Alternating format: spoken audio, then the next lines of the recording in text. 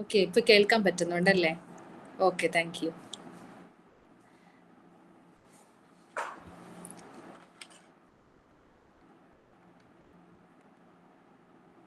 അപ്പൊ നമുക്ക് class start ചെയ്യാം.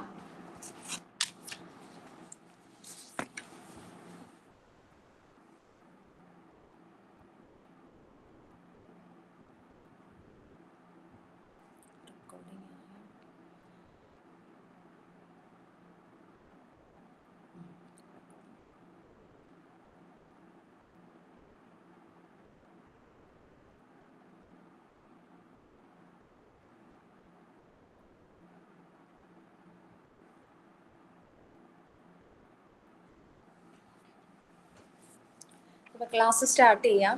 നമ്മൾ ഇന്ന് നോക്കുന്നത് ബ്ലോക്ക് 4 ആണേ. ബ്ലോക്ക് 4-നകത്ത് ഡൈനാമിക്സ് ഓഫ് പോപ്പുലേഷൻ, അതായത് ജനസംഖ്യയുടെ ചലനാത്മകത, അതിനെ പറ്റിയാണ് ഇന്ന് നമ്മൾ നോക്കുന്നത്. ഇതിനകത്ത് 2 യൂണിറ്റ് ആണുള്ളത്. ആദ്യത്തെ യൂണിറ്റ് ആണ് മെഷേഴ്സ് ഓഫ് പോപ്പുലേഷൻ, ജനസംഖ്യയുടെ പലതരത്തിലുള്ള മെഷേഴ്സിനെ പറ്റിയിട്ടാണ് ഇന്നത്തെ ആദ്യത്തെ യൂണിറ്റിൽ നമ്മൾ നോക്കുന്നത്. അതായത് ജനസംഖ്യയുടെ വിവിധ തരം അളവുകളെ പറ്റി നമ്മൾ നോക്കുമ്പോൾ അതിനെ പറ്റിയിട്ടുള്ള ആശയപരമായിട്ട് എന്താണ് ഈ അളവുകൾ, അതായത് ഈ മെഷേഴ്സ്, പോപ്പുലേഷൻ്റെ മെഷേഴ്സ് എന്താണെന്നുള്ളതിന് പൊതുവായിട്ടുള്ളൊരു ധാരണ നമുക്ക് ആവശ്യമാണ്. അതുമാത്രമല്ല, ഇത്തരം നടപടികളിലൂടെ സാമൂഹികമായിട്ടുണ്ടാകുന്ന ചില പ്രത്യാഘാതങ്ങളെ പറ്റിയിട്ടും നമ്മൾ ഇതിലൂടെ മനസ്സിലാക്കാനായിട്ട് ശ്രമിക്കുന്നുണ്ട്. പിന്നെ ഇതിൻ്റെ ജനസംഖ്യയുടെ പലതരം മെഷേഴ്സ് എന്ന് നമ്മൾ പറയുമ്പോൾ, അല്ലെങ്കിൽ നമ്മൾ ഡൈനാമിക്സ് ഓഫ് പോപ്പുലേഷൻ തന്നെ പറ്റി നമ്മൾ ചിന്തിക്കുമ്പോൾ തന്നെ പ്രധാനമായിട്ട് നമ്മൾ മനസ്സിലാക്കേണ്ട കുറച്ച് കാര്യങ്ങൾ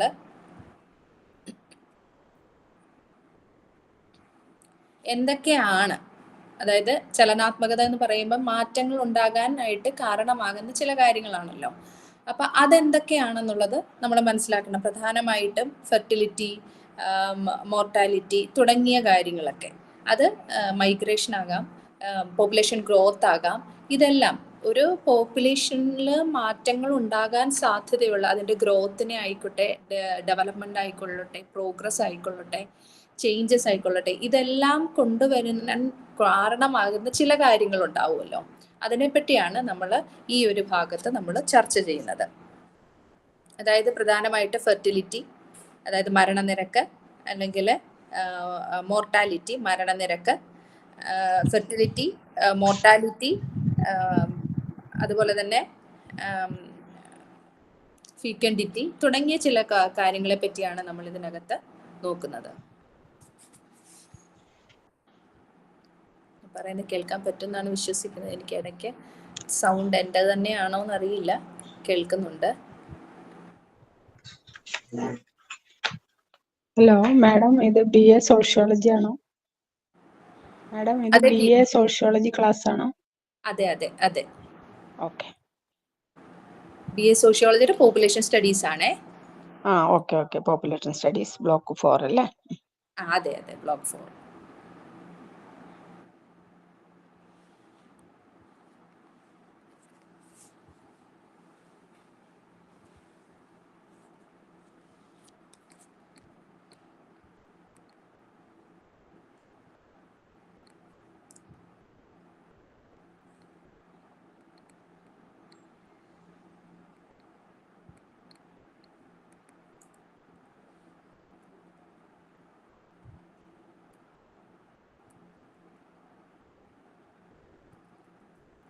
ഞാൻ പറയുന്നത് കേൾക്കുന്നുണ്ടല്ലോ അല്ലേ? ഓക്കെ.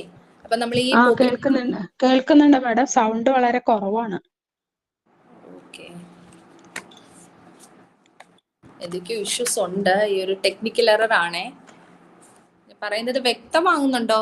സൗണ്ട് കുറവാണെങ്കിലും വ്യക്തമാകുന്നുണ്ട്. സൗണ്ട് കുറവാണ്, വ്യക്തമാകുന്നുണ്ട്. ഓക്കെ. അതായത് നമ്മളുടെ ഈ ഒരു പോപ്പുലേഷൻ ഡൈനാമിക്സ് എന്നാണ് ഈ ഒരു ബ്ലോക്കിനകത്ത് മൊത്തത്തിൽ നമ്മൾ പോപ്പുലേഷൻ ഡൈനാമിക്സ് എന്താണെന്നുള്ളതാണ് നമ്മൾ നോക്കുന്നത്. പൊതുവെ നമ്മൾ അതിനെപ്പറ്റി പറയുമ്പോൾ ജനസംഖ്യയുടെ ഡൈനാമിക്സ് എന്നതിനെ പറ്റി പറയുമ്പോൾ ഒരു ദേശത്തെ ജനസംഖ്യയുടെ ആകൃതി എന്താണ്, അല്ലെങ്കിൽ അതിൻ്റെ വലിപ്പം എന്താണ്, അതിന്റെ വിതരണ രീതികൾ, വളർച്ച എന്നിവയിലെ മാറ്റങ്ങൾ ഒക്കെ പഠിക്കുന്ന ഒരു ശാഖയാണ്. അതിനെയാണ് ഇതിൽ പ്രതിപാദിക്കുന്നത്. ഇത് പ്രത്യേകമായിട്ട് ഫെർട്ടിലിറ്റി, ജനന നിരക്ക്, മരണനിരക്ക്, കുടിയേറ്റം അല്ലെങ്കിൽ ജനസംഖ്യ വളർച്ച തുടങ്ങിയ കാര്യങ്ങളൊക്കെയാണ് ഇതിനകത്ത് ഉൾക്കൊള്ളിച്ചിരിക്കുന്നത്. ഇനി നമുക്ക് ഫെർട്ടിലിറ്റി എന്നുള്ള വാക്കുകളുടെയൊക്കെ വ്യക്തമായിട്ടുള്ള മലയാളം വാക്ക് തന്നെ ഉപയോഗിച്ച് പറയേണ്ടതുണ്ടോ? ഫെർട്ടിലിറ്റി എന്ന് പറഞ്ഞാൽ മനസ്സിലാകുമല്ലോ അല്ലേ?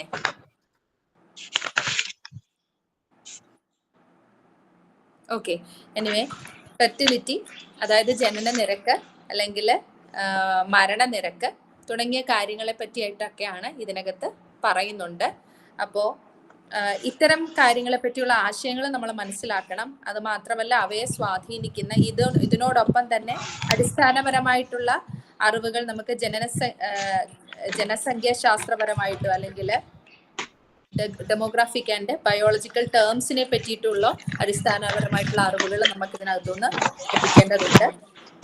ഇനി ഫെർട്ടിലിറ്റി എന്നത് ഒരു വ്യക്തികളുടെയോ അല്ലെങ്കിൽ ജനസംഖ്യയുടെ യഥാർത്ഥ പ്രത്യുൽപാദന പ്രകടനത്തെ സൂചിപ്പിക്കുന്ന ഒരു കാര്യമാണ്. അതേസമയത്ത് നമ്മൾ ഫ്യൂക്കൻഡിറ്റി, അതായത് നമ്മൾ ബേസിക് കോൺസെപ്റ്റ്സ് കുറിച്ച് നമ്മൾ മനസ്സിലാക്കുന്ന ഫെർട്ടിലിറ്റി, ഫ്യൂക്കൻഡിറ്റി, മോർട്ടാലിറ്റി, മോർബിഡിറ്റി തുടങ്ങിയ കാര്യങ്ങൾ നമ്മൾ മനസ്സിലാക്കുന്നുണ്ട്. അതുപോലെ തന്നെ അവയെ സ്വാധീനിക്കുന്ന ശാസ്ത്രപരമായിട്ടുള്ളതും ജീവശാസ്ത്രപരമായിട്ടുമുള്ള ചില ടേംസും കൂടി നമ്മൾ ഇതിനകത്ത് മനസ്സിലാക്കുന്നുണ്ട്. അപ്പൊ ഈ ഫെർട്ടിലിറ്റി എന്നത് നമ്മൾ ഡീറ്റെയിൽ ആയിട്ട് നോക്കുന്നുണ്ട്. അതിന് മുമ്പായിട്ട് പറയുന്നത് ഫെർട്ടിലിറ്റി എന്നത് വ്യക്തികളുടെയോ ജനസംഖ്യയുടെ യഥാർത്ഥ പ്രത്യുൽപാദന പ്രകടനത്തെയാണ് സൂചിപ്പിക്കുന്നത്. പ്രത്യുൽപാദനത്തെയാണ്, റീപ്രൊഡക്ഷനെയാണ് ഇതിനകത്ത് സൂചിപ്പിക്കുന്നത്. അതേസമയം തന്നെ ഫ്യൂക്കൻഡിറ്റി എന്നുള്ള വാക്ക് കൊണ്ട് ഉദ്ദേശിക്കുന്നത് അത് പ്രത്യുൽപാദനത്തിനുള്ള ജൈവിക സാധ്യത അല്ലെങ്കിൽ ഫലപുഷ്ടത തുടങ്ങിയ കാര്യങ്ങളെയാണ് ഈ ഒരു ഫ്യൂക്കൻഡിറ്റി എന്നുള്ള ഒരു വാക്കുകൊണ്ട് ഉദ്ദേശിക്കുന്നത്. നിങ്ങൾക്ക് ഇതിന്റെ നോട്ട്സ് അവൈലബിൾ ആണല്ലോ അല്ലേ?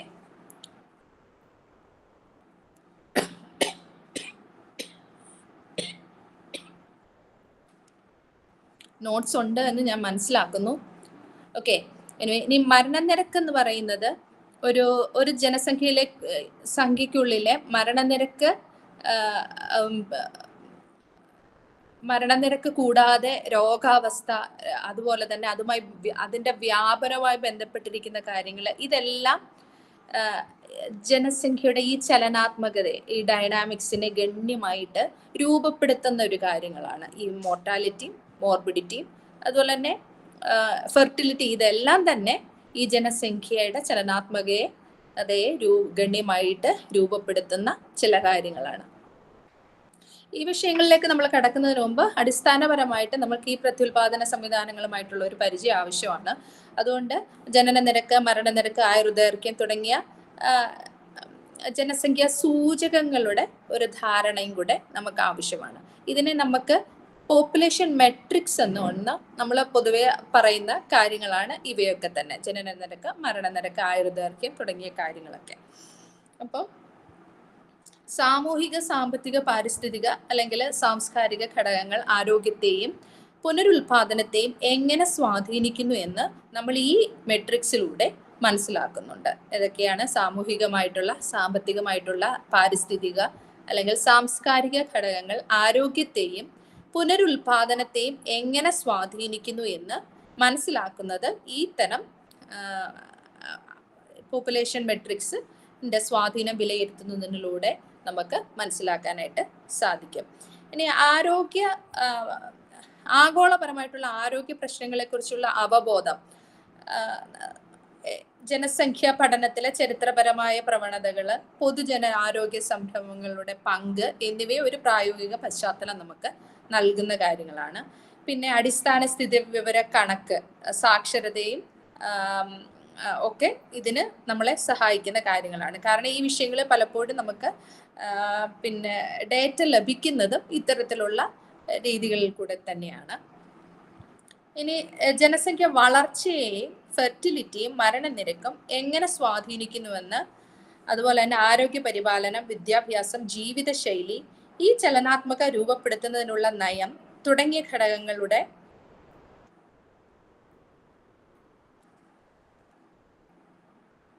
സോറി, ഒരു ഡിസ്ട്രാക്ഷൻ വന്നേ.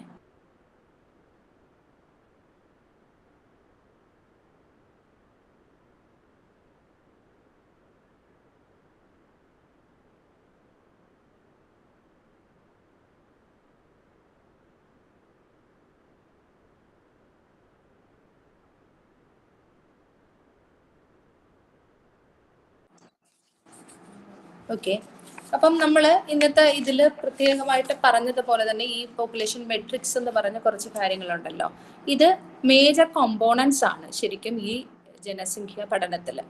അപ്പോൾ അതെന്തൊക്കെയാണെന്ന് കുറച്ചും കൂടി നമുക്ക് നോക്കേണ്ടതുണ്ട്. അപ്പം ഇനി ഫെർട്ടിലിറ്റി എന്ന് പറഞ്ഞതിൻ്റെ ഒരു ചുരുക്കമായിട്ട് നമ്മൾ പറയുന്നത് എന്താണ്? പ്രത്യുൽപാദന ക്ഷമത അല്ലെങ്കിൽ ശേഷി എന്നുള്ള രീതിയിൽ നമ്മൾ പറയും. അത് കേരളത്തിലാണെങ്കിൽ ഇപ്പോൾ കേരളത്തിൻ്റെ സ്ത്രീകളുടെ ഈ ഒരു ഫെർട്ടിലിറ്റി നിരക്ക് നോക്കിക്കഴിഞ്ഞു കഴിഞ്ഞാൽ കഴിഞ്ഞ വർഷങ്ങളിലൊക്കെ ഉള്ളതിനെക്കാട്ടിലും കുറച്ച് കുറഞ്ഞു വരുന്നതായിട്ടാണ് നമ്മൾ കാണുന്നത്. അതുപോലെ തന്നെ ഫ്യൂക്കൻഡിറ്റി, പ്രസവശേഷി, ഫ്യൂക്കൻഡിറ്റി എന്ന് പറഞ്ഞാൽ പ്രസവശേഷി അല്ലെങ്കിൽ ഗർഭധാരണ ശേഷി എന്ന് പറയും. ഇതൊരു ബയോളജിക്കൽ കപ്പാസിറ്റിയാണ്. മറ്റത് ability to produce offspring ആണ് ഫെർട്ടിലിറ്റി എങ്കിൽ, ഫ്യൂക്കൻഡിറ്റി എന്ന് പറയുമ്പോൾ ബയോളജിക്കൽ കപ്പാസിറ്റി ടു റിപ്രൊഡ്യൂസ്. അപ്പോൾ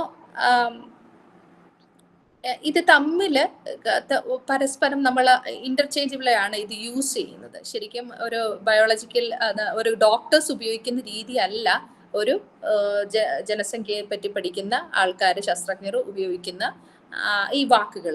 രണ്ടും പരസ്പരം നമുക്ക് കൺഫ്യൂസ്ഡ് ആയിട്ടുള്ള നമുക്ക് തോന്നും. പക്ഷെ വ്യക്തമായിട്ട് അതിൻ്റെതായ അർത്ഥങ്ങളും ഉണ്ട്. ഒന്ന് ഫെർട്ടിലിറ്റി എന്ന് പറയുന്നത് സംഭോഗക്ഷമത എന്നോ അല്ലെങ്കിൽ പ്രത്യുത്പാദനക്ഷമതയെന്നോ എന്നാണ് നമുക്ക് പറയാൻ കഴിയും. അതുപോലെ തന്നെ ഫ്യൂക്കൻഡിറ്റി എന്ന് പറഞ്ഞു കഴിഞ്ഞാൽ പ്രസവശേഷി അല്ലെങ്കിൽ ഗർഭധാരണ ശേഷി. അതൊരു ബയോളജിക്കൽ ആയിട്ടുള്ള ഒരു ടേമാണ് ഫ്യൂക്കൻഡിറ്റി എന്നുള്ളത് പറയുന്നത്.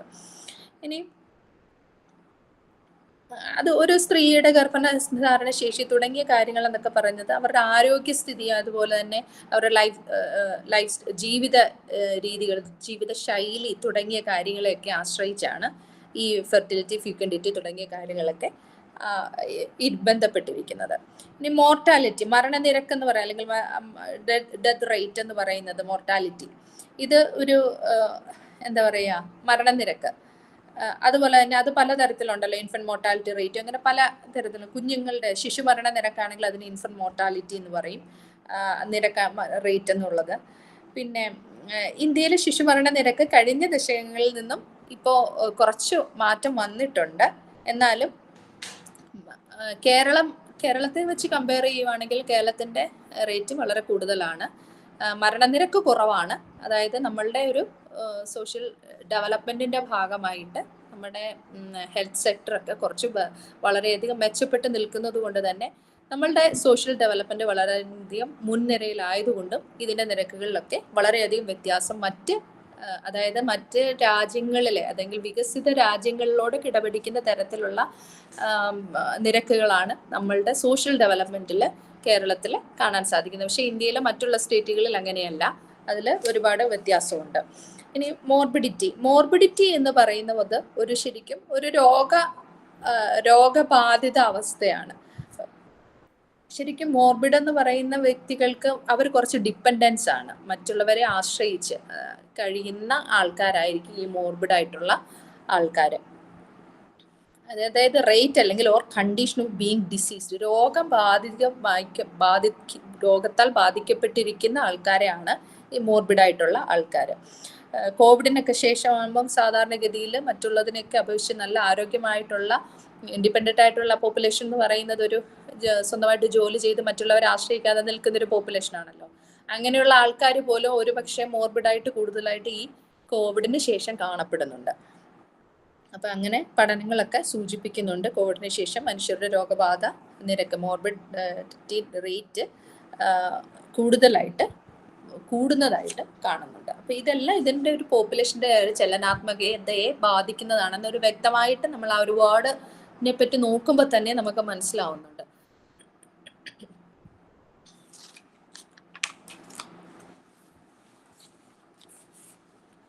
ഇനി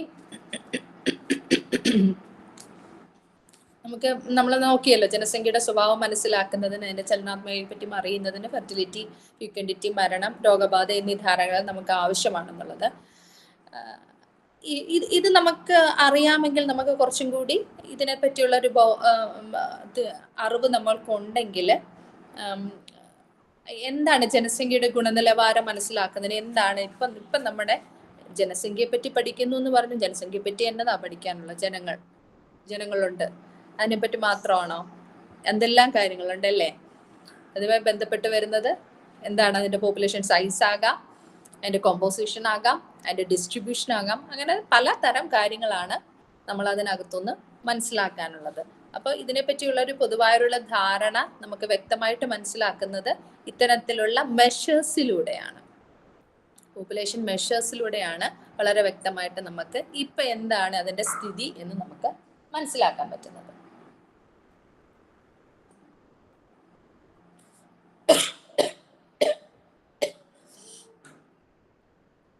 അപ്പൊ അതിലൂടെ നമുക്ക് നമ്മുടെ രാജ്യത്തിന്റെ സാമൂഹിക സാഹചര്യങ്ങളിൽ ഉണ്ടാകുന്ന പ്രതിഫലനങ്ങൾ വിലയിരുത്താൻ സാധിക്കുന്നുണ്ട്.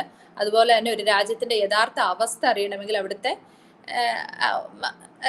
എല്ലാ സെക്സ് റേഷ്യോയും എങ്ങനെയുണ്ടെന്നും, അല്ലെങ്കിൽ പ്രത്യേകിച്ച് സ്ത്രീകളുടെ അവസ്ഥകൾ, വനിതകളുടെ അവസ്ഥകൾ എന്താണെന്ന് മനസ്സിലാക്കുമ്പോൾ കുറച്ചും കൂടി ആ രാജ്യത്തിന്റെ സ്ഥിതി, സ്റ്റാറ്റസിനെ പറ്റി നമുക്ക് കുറച്ചും കൂടി മനസ്സിലാക്കും. അതുപോലെ ജനസംഖ്യ സംബന്ധമായ ഒരു അടിസ്ഥാന ആശയങ്ങളും അളവുകളും മനസ്സിലാക്കുന്നതിലൂടെ സമൂഹത്തിലെ വിവിധ സംഭവങ്ങളെ ജനസംഖ്യാ ശാസ്ത്രവുമായിട്ടും നമുക്ക് ബന്ധിപ്പിക്കാനായിട്ട് സാധിക്കും. ഇനി കുറച്ചും കൂടി ഡീറ്റെയിൽഡ് ആയിട്ട് ഫെർട്ടിലിറ്റി എന്താണെന്നുള്ള കുറച്ച് കാര്യങ്ങൾ നമുക്ക് നോക്കാം. ഫെർട്ടിലിറ്റി 2025 ഫെബ്രുവരി 9 പ്രകാരമുള്ള ലോക ആരോഗ്യ സംഘടനയുടെ ഏറ്റവും പുതിയ കണക്കുകൾ അനുസരിച്ച് പറയുന്നത് ഇന്ത്യയുടെ ജനസംഖ്യയുടെ ഒരു 17% വർദ്ധിച്ചിട്ടുണ്ട് എന്നുള്ളത് മനസ്സിലാക്കാൻ സാധിക്കുന്നുണ്ട്. അത് 2023 കണക്ക് പ്രകാരമാണെങ്കിൽ ഇന്ത്യയുടെ ജനസംഖ്യയുടെ വളർച്ച 0.89% ആയിട്ടുണ്ടെന്നാണ് പറയുന്നത്.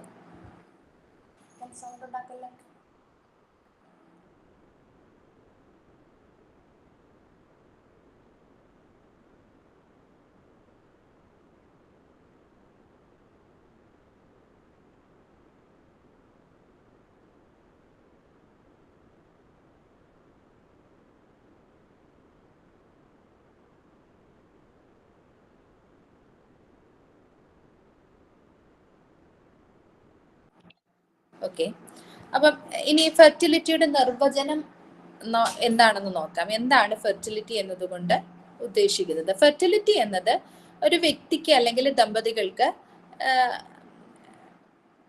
എത്ര പ്രജനന ശേഷി ഉണ്ട് എന്നുള്ളതിനെയാണ് ഫെർട്ടിലിറ്റി എന്നതുകൊണ്ട് ഉദ്ദേശിക്കുന്നത്.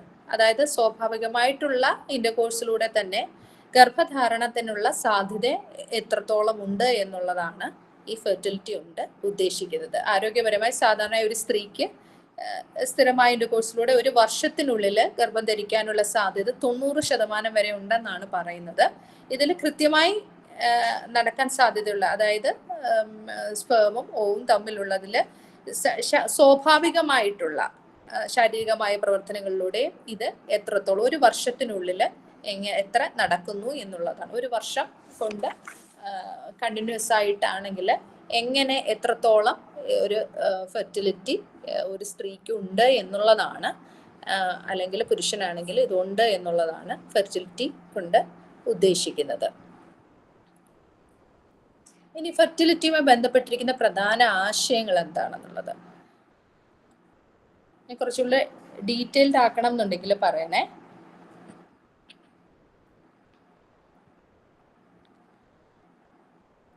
അതായത് average number of children born per woman within a specific population during her reproductive years.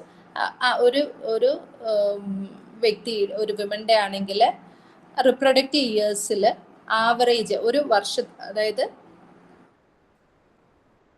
ഒരു സ്ത്രീക്ക് എത്ര കുട്ടികൾ ഉണ്ടാകാൻ അവരുടെ റിപ്രൊഡക്റ്റീവ് ഇയേഴ്സിൽ ഉണ്ടാകാനുള്ള സാധ്യതയുണ്ട് എന്നുള്ളതാണ് ഇതിൻ്റെ നിരക്ക് അനുസരിച്ചിട്ടാണ് ഫെർട്ടിലിറ്റി റേറ്റ് കണക്കാക്കുന്നത്. ഈ ഒരു സ്ത്രീയുടെ അവളുടെ ആ ഒരു റിപ്രൊഡക്റ്റീവ് ഇയേഴ്സ് എന്ന് പറയുമ്പോൾ പ്രജനന വയസ്സെന്ന് നമുക്ക് പറയാം. ഈ വയസ്സിൽ ശരാശരി എത്ര ആവറേജ് എത്ര കുട്ടികളെ അവർക്ക് ജനിപ്പിക്കാൻ കഴിയുന്നു എന്നുള്ളതാണ് ഫെർട്ടിലിറ്റി നിരക്ക് കൊണ്ട് ഉദ്ദേശിക്കുന്നത്. 2022 ഇന്ത്യയുടെ ഫെർട്ടിലിറ്റി നിരക്ക് 2.1 സാധാരണ ക്രൂഡ് ബർത്ത് റേറ്റ്. ഇത് ഇനി ഫെർട്ടിലിറ്റി നിരക്കുകൾ പല രീതിയിൽ അറിയാൻ പറ്റും. ക്രൂഡ് ബർത്ത് റേറ്റ് ഉണ്ട്, ജനറൽ ബർത്ത് റേറ്റ് ഉണ്ട്, ടോട്ടൽ ഫെർട്ടിലിറ്റി റേറ്റ് ഉണ്ട്. Crude birth rate, general fertility rate, total fertility rate, ഇതനുസരിച്ചാണ് ഒരു ജനസംഖ്യയുടെ ഫെർട്ടിലിറ്റി റേറ്റ് കണക്കാക്കുന്നത്. അത് ഒരു വർഷത്തിനുള്ളിൽ 1000 ആളുകൾക്ക് എത്ര എന്നുള്ളതിനനുസരിച്ചിട്ടാണ്, എത്ര ലൈവ് ബർത്തുകൾ ഉണ്ട് എന്നുള്ളതാണ് ക്രൂഡ് ബർത്ത് റേറ്റ് എന്നതുകൊണ്ട് ഉദ്ദേശിക്കുന്നത്. കേരളത്തിലാണെങ്കിൽ ഇത് 12.82 ആണ് കേരളത്തിലെ 2022 കണക്കനുസരിച്ച്. ഇനി അടുത്തതെന്ന് പറയുന്നത് നാച്ചുറൽ. ഇത് ഫെർട്ടിലിറ്റിയുടെ ബന്ധപ്പെട്ട പ്രധാനപ്പെട്ട കുറച്ച് ആശയങ്ങളാണ് ഇതിൽ പറയുന്നത്. Key terms related to fertility. First one, fertility rate. Then natural fertility. Fertility rate നമ്മൾ പറഞ്ഞു. Fertility rate എന്ന് പറയുന്നത് ഒരു സ്ത്രീ അവളുടെ റിപ്രൊഡക്റ്റീവ് ഇയേഴ്സിൽ ആവറേജ് എത്ര കുട്ടികളെ അവർക്ക് ജനിപ്പിക്കാൻ കഴിയുന്നു എന്നുള്ളതാണെന്ന് നമ്മൾ നോക്കി. ഇനി അത് ഫെർട്ടിലിറ്റി റേറ്റ് കാണുന്നതിന് പിന്നെ പലതരം കാര്യങ്ങളുണ്ട്. ഒന്ന് ക്രൂഡ് ബർത്ത് റേറ്റ് ഉണ്ട്, പിന്നെ ടോട്ടൽ ഫെർട്ടിലിറ്റി റേറ്റ് ഉണ്ട്, പിന്നെ ജനറൽ ഫെർട്ടിലിറ്റി റേറ്റ്. ഇങ്ങനത്തെ 3 ഘടകങ്ങൾ അതിലൂടെയാണ് ഇത് എത്രയുണ്ടെന്നുള്ളത് നമ്മൾ മനസ്സിലാക്കുന്നത്. ഇനി അടുത്തത് നാച്ചുറൽ ഫെർട്ടിലിറ്റി. നാച്ചുറൽ ഫെർട്ടിലിറ്റി എന്ന് പറഞ്ഞാൽ ജനന നിയന്ത്രണ മാർഗങ്ങൾ ഉപയോഗിക്കാതെ തന്നെയുള്ള ജനിതക ശേഷിയാണ് നാച്ചുറൽ ഫെർട്ടിലിറ്റി എന്ന് പറയുന്നത്. അതായത് മറ്റ് കാര്യങ്ങളൊന്നും ഈ IVF, IUI അങ്ങനത്തെ കാര്യങ്ങളൊന്നും ഉപയോഗിക്കാതെ തന്നെ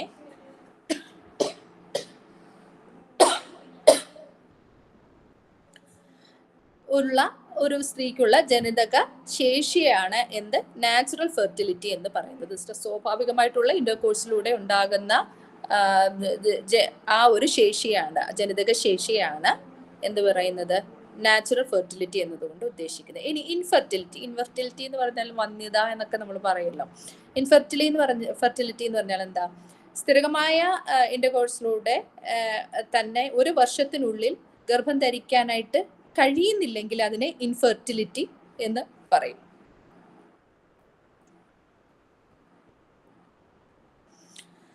ഇത് പ്രൈമറി എന്നും സെക്കൻഡറി ഇത് രണ്ടായിട്ട് തിരിച്ചിട്ടുണ്ട്. അതായത് പ്രൈമറി എന്ന് പറയുമ്പോൾ ഇതുവരെ ഉണ്ടായിട്ടില്ലാത്ത മുൻപ് ഗർഭം ധരിച്ചിട്ടില്ലാത്തതായിരിക്കാം, അല്ലെങ്കിൽ അതിനുശേഷം കുറച്ച് എന്താ പറയുക, മുൻപ് ഗർഭം ഉണ്ടായിട്ടുള്ളവർക്ക് ആദ്യം ഉണ്ടായിട്ടുണ്ടാവാം, അത് കഴിഞ്ഞിട്ട് പിന്നീട് കുറച്ച് നാൾ ഇല്ലാതിരിക്കുന്നൊരവസ്ഥയുണ്ടല്ലോ, അതിനെയാണ് വന്ധ്യത അല്ലെങ്കിൽ ഇൻഫെർട്ടിലിറ്റി എന്ന് പറയുന്നത്. ഇന്ത്യയിലെ ഇൻഫെർട്ടിലിറ്റി നിരക്ക് എന്ന് പറയുന്നത് 3.9% മുതൽ 16.8% വരെയാണ്. ഇന്ത്യയിലെ ഇൻഫെർട്ടിലിറ്റി റേറ്റ് എന്ന് പറയുന്നത്, അതായത് വന്ധ്യത റേറ്റ് നിരക്ക് എന്ന് പറയുന്നത് 3.9% മുതൽ 16.8% വരെയാണ്. ഇത് ആഗോളതലത്തിൽ 8 മുതൽ 12% വരെ ഉണ്ട് എന്ന് പറയുന്നുണ്ട്. ആഗോളതലത്തിലാണ് 8 മുതൽ 12% വരെ എന്ന് പറയുന്നുണ്ട്. വളരെ കൂടുതലായിട്ട് കാണുന്നുണ്ട് ആഗോളതലത്തിൽ. ഇനി സബ് ഫെർട്ടിലിറ്റി. എന്താണ് സബ് ഫെർട്ടിലിറ്റി? അതായത് പ്രജനന ശേഷി ഇല്ലാത്ത അവസ്ഥയല്ല, എന്നാൽ കുറവാണ്. ഉദാഹരണത്തിന് എന്താ പറയാ, സ്പേമിന്റെ നിരക്ക് കുറവാണെങ്കിൽ, അല്ലെങ്കിൽ ഹോർമോണിന്റെ ഇംബാലൻസ് ഒക്കെ ഉണ്ടെങ്കിൽ, പ്രായം കൂടുതലായിട്ടുള്ളവരിലൊക്കെ ഈ ഒരു സബ് ഫെർട്ടിലിറ്റി കാണുന്നുണ്ട്. അത് ഇൻഫെർട്ടിലിറ്റി അല്ല. സബ് ഫെർട്ടിലിറ്റി എന്ന് പറയുമ്പോൾ കുറഞ്ഞ പ്രജനന ശേഷി എന്നുള്ളതാണ് സബ് ഫെർട്ടിലിറ്റി കൊണ്ട് ഉദ്ദേശിക്കുന്നത്. ഇനി ഫെർട്ടിലിറ്റി ട്രാൻസിഷൻ, അതായത് കുറച്ച് പ്രധാനപ്പെട്ട ആശയങ്ങൾ ഫെർട്ടിലിറ്റിയുമായി ബന്ധപ്പെട്ടുണ്ടെന്ന് നമ്മൾ പറഞ്ഞു. അതിലത്തെ ഒന്നാമത്തെ fertility rate, 2 natural fertility, 3 infertility, 4 sub fertility, അഞ്ചാമത്തെയാണ് ഫെർട്ടിലിറ്റി ട്രാൻസിഷൻ എന്ന് പറയുന്നത്. ഇത് ഉയർന്ന ജനന നിരക്കിൽ നിന്ന് താഴെയുള്ള നിരക്കിലേക്ക് മാറുന്നതിനെയാണ് പിന്നെ എന്ത് പറയുന്നത്, ഫെർട്ടിലിറ്റി ട്രാൻസിഷൻ എന്ന് പറയുന്നത്. ഉയർന്ന ജനന നിരക്ക് ഉണ്ടായിരുന്നു, പിന്നെ അത് കുറച്ച് കുറച്ച് കുറഞ്ഞോട്ട് താഴോട്ട് വരുന്നതിനെയാണ് ഫെർട്ടിലിറ്റി ട്രാൻസിഷൻ എന്ന് പറയുന്നത്. ഇതൊക്കെ ഒരു വികസിത അതായത് ഡെവലപ്ഡ് നേഷനിലൊക്കെ കോമൺ ആയിട്ട് കാണുന്നതാണ് ഫെർട്ടിലിറ്റി ട്രാൻസിഷൻ. പിന്നെ ഇനി അടുത്തതെന്ന് പറയുന്നത്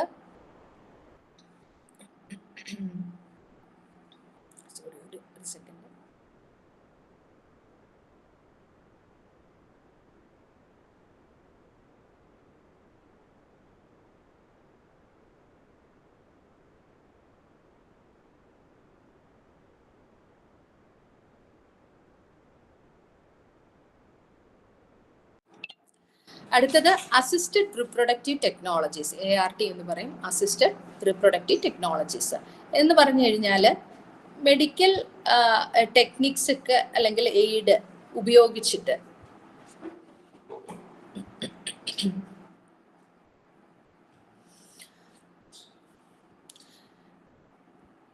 അതായത് മൗലികമായിട്ട് ഗർഭധാരണത്തിന് വേണ്ടിയിട്ട് പിന്നെ മെഡിക്കൽ എയ്ഡുകൾ മറ്റ് യൂസ് ചെയ്യുന്ന ഉണ്ടല്ലോ, വിർട്ടോ ഫെർട്ടിലൈസേഷൻ, IVF അല്ലെങ്കിൽ ഇൻട്രായൂട്രൈൻ ഇൻസെമിനേഷൻ എന്ന് പറയുന്ന കാര്യങ്ങൾ, IUI, സ്വാഭാവികമായിട്ടുള്ള ഇന്റർകോഴ്സിലൂടെ സാധിക്കാതെ നമ്മുടെ മെഡിക്കൽ സഹായത്തോടു കൂടെ തന്നെ ചെയ്യുന്ന സ്വാഭാവിക പിന്നെ മൗലികമായിട്ടുള്ള ഗർഭധാരണത്തിന് സാധ്യമാകുന്ന കാര്യങ്ങളെയാണ് ഈ ART അഥവാ അസിസ്റ്റഡ് റിപ്രൊഡക്റ്റീവ് ടെക്നോളജീസ് എന്നുള്ളത് ഉപയോഗിക്കുന്നത്. അതും ഫെർട്ടിലിറ്റിയുടെ മറ്റൊരു പ്രധാനപ്പെട്ട ആശയമാണ്. നമുക്കറിയാം എംബ്രയോ ഒക്കെ ആർട്ടിഫിഷ്യലി ചെയ്യുന്ന കാര്യങ്ങൾ, അതിനെപ്പറ്റി കൂടുതലായിട്ട് പറയേണ്ടതില്ലല്ലോ. മുതിർന്ന സ്ത്രീകളായത് സ്ഥിതിക്ക് അവർക്ക് കുറച്ചും കൂടി അറിയാവുന്ന ഒരു വിഷയങ്ങളാണിത്. പിന്നെ അടുത്തതെന്ന് പറയുന്നത് റീപ്ലേസ്മെന്റ് ലെവൽ ഫെർട്ടിലിറ്റി എന്ന് പറയും. ഇതെന്ന് പറയുന്നത് ശരിക്കും പറഞ്ഞു കഴിഞ്ഞാൽ റീപ്ലേസ്മെന്റ് ലെവൽ, ഈ ഒരു ഫെർട്ടിലിറ്റി എന്ന് പറഞ്ഞാൽ ഒരു ജനറേഷനിൽ നിന്ന് അടുത്തൊരു ജനറേഷനിലേക്ക് മാറുന്ന ഒരു കാര്യമാണ്. സ്വാഭാവികമായിട്ടും മുൻ ജനറേഷനിലുള്ള ആൾക്കാർക്ക് കുഞ്ഞുങ്ങൾ സ്വാഭാവികമായിട്ട് ജനിക്കാൻ സാധ്യത ഉണ്ടെന്നുണ്ടെങ്കിൽ അടുത്ത ജനറേഷനിലും അത്തരം രീതികൾ തുടർന്നു പോകുന്നതായിട്ട് കാണുന്നുണ്ട്. അതൊരു റീപ്ലേസ്മെന്റ്. എല്ലാം ഡബിൾ ആയിട്ട് കേൾക്കുന്നുണ്ടല്ലോ, എക്കോ വരുന്നു.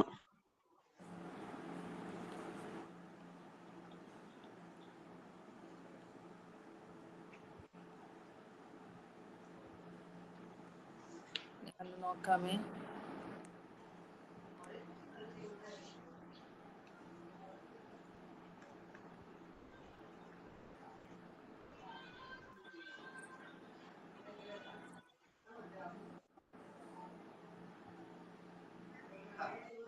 ഇപ്പോഴെങ്ങനെയുണ്ട്?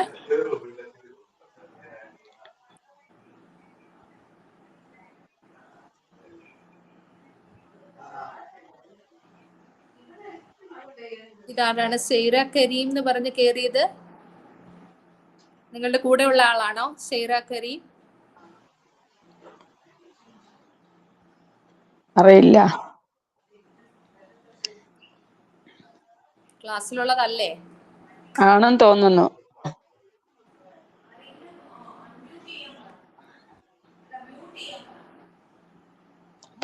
പേര് ചോദിച്ചോളൂ മാഡം. ഇതാരാ പുതിയതായിട്ട് കയറിയത്? ആരാണ് സെയ്റ കരീം? SNലുള്ള ആള് തന്നെയാണ്. എനിക്ക് ഔട്ട്സൈഡിൽ നിന്ന് ഒരു മെസ്സേജ് കണ്ടു, അതുകൊണ്ട് ഞാൻ ചോദിച്ചതാണ്.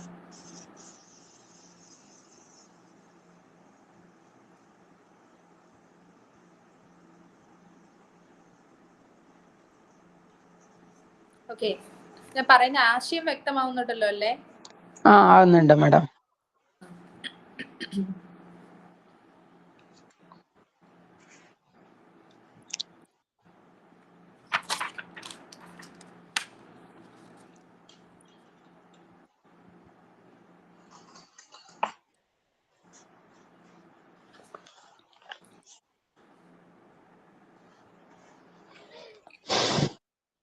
ആരാണ് രണ്ടാമത് കയറിയിരിക്കുന്ന? സെയ്റ കരീം ഒന്ന് അൺമ്യൂട്ട് ചെയ്യോ?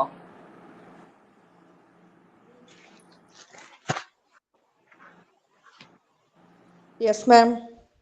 ആ എന്നിട്ട് ഏത് ബാച്ചിലുള്ളതാണ്? ഫറൂഖ് കോളേജ്, ഏതാ? കാലിക്കറ്റ് ഫറൂഖ് കോളേജ്. ഫറൂഖ് കോളേജിലെ സ്റ്റുഡന്റ് SN കയറിയോ? അല്ലല്ല, SGON ആണ്. എന്താണ്? ക്ലാസ്സിലുള്ളത് തന്നെയാണ് മാം. ക്ലാസ്സിലുള്ള ആള് തന്നെയാണ്. ഏതാണ് ഇപ്പൊ പഠിക്കുന്നത്? പോപ്പുലേഷൻ സ്റ്റഡീസ് അല്ലേ ഇപ്പൊ എടുത്തോണ്ടിരിക്കുന്നത്? അതെ അതെ അതെ അതെ. ഓക്കെ. നേരത്തെ ഒന്നും കിട്ടിയില്ലായിരുന്നല്ലോ. എന്താ? നേരത്തെ ഒന്നും ജോയിൻ ചെയ്യാൻ പറ്റിയില്ലായിരുന്നു. ഒരു ടെക്നിക്കൽ ഇഷ്യൂ ഉണ്ടായിരുന്നു, അതിന്റെ ഭാഗമായിട്ടാണ്. ഓക്കെ. കുറച്ചു നേരം ആയല്ലോ തുടങ്ങിയിട്ട്. കുറച്ചു നേരമൊക്കെ നോക്കിട്ട് പിന്നെ വിട്ട് കളഞ്ഞ. ഒരു 10-20 മിനിറ്റ് എടുത്തു, താമസം ഉണ്ടായിരുന്നു. പക്ഷെ അത് ഓക്കെ ആയിരുന്നു. ഇപ്പൊ ഒരു 1 hour ആയി തുടങ്ങിയിട്ട്. ഓക്കെ. ഓക്കെ. ക്ലാസ്സിലുള്ളതാണോ എന്ന് ഉറപ്പിക്കാൻ വേണ്ടിയിട്ടാണേ. ഓക്കെ.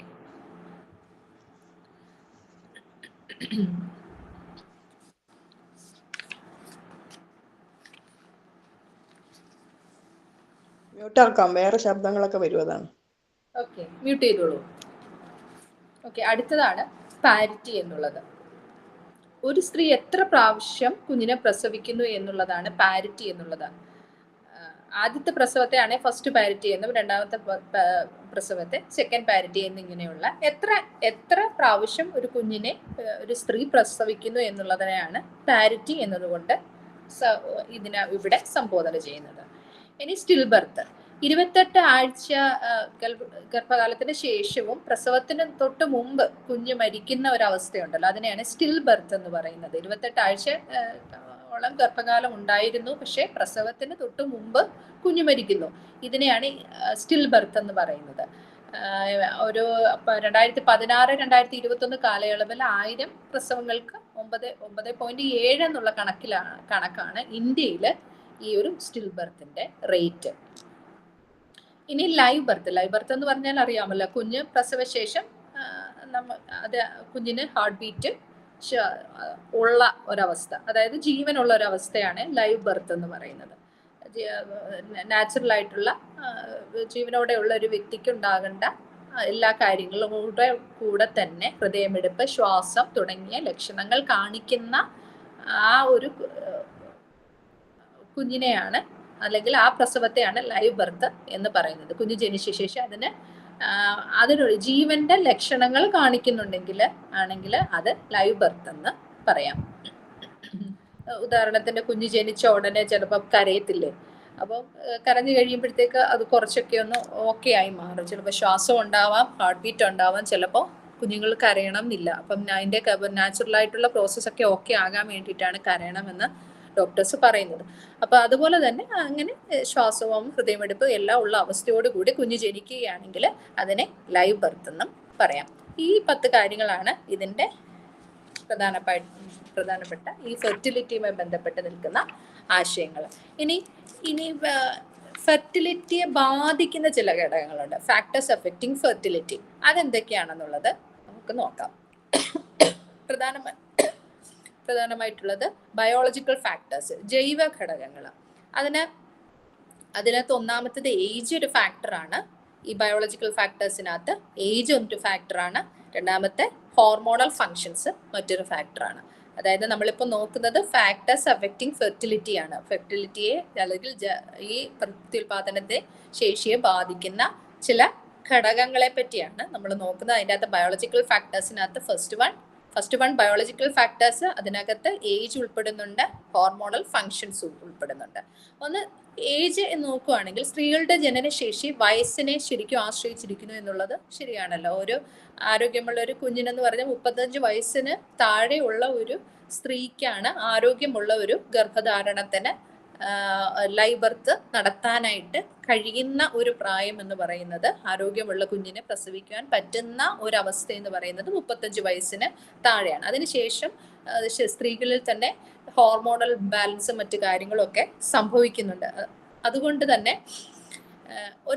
35 വയസ്സിൽ താഴെയുള്ള ഒരു പ്രായമാണ് ഐഡിയൽ എന്ന് പറയുന്നുണ്ട്. അതിനൊരു പ്രത്യേകിച്ച് ഒരു 25 വയസ്സിന് 35 വയസ്സിനും ഇടയിലുള്ള ഒരു പ്രായമാണ് ശരിക്കും ഐഡിയൽ ആയിട്ടുള്ളൊരു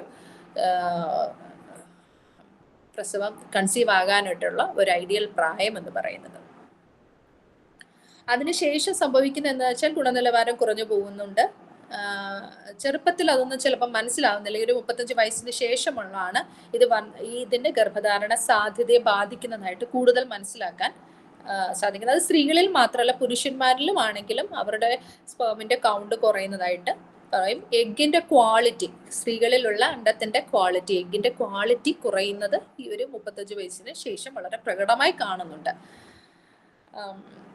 അതിനാണ് 40 വയസ്സിന് ശേഷം എന്ന് പറയുന്നത് മിസ്കാരേജ് ഉണ്ടാകാനുള്ള സാധ്യത വളരെ കൂടുതലാണ്. അബോർഷൻ പോലുള്ള അവസ്ഥകൾ, എന്താ പറയുക, ഗർഭചിത്രം പോലുള്ള അവസ്ഥകളൊക്കെ കൂടുതലായിട്ട് ഉണ്ടാകാനുള്ള സാധ്യത 40 ശേഷം വളരെയധികം ഉണ്ട്. അതുകൊണ്ടാണ് ഏജ് എന്ന് പറയുന്നത് ഒരു ബയോളജിക്കൽ ഫാക്ടറാണ്, അഫക്റ്റ് ചെയ്യുന്ന അതായത് ഫെർട്ടിലിറ്റി അഫക്റ്റ് ചെയ്യുന്ന ഒരു ബയോളജിക്കൽ ഫാക്ടറാണ് ഒന്ന് ഏജ്. പിന്നെ അടുത്തത് ഹോർമോണൽ ഫങ്ഷൻസ്. മനസ്സിലായല്ലോ, നമ്മൾ 35 വയസ്സ് കഴിയുമ്പോഴത്തേക്കൊക്കെ കുറച്ചും കൂടി നമ്മുടെ എഗ്ഗിന്റെ ക്വാളിറ്റി കുറയുന്നു എന്ന് പറയും, അല്ലെങ്കിൽ സ്പേമിന്റെ കൗണ്ട് കുറഞ്ഞു വരുന്നതായിട്ട് കാണുന്നുണ്ട് എന്ന് പറയുന്നുണ്ട്.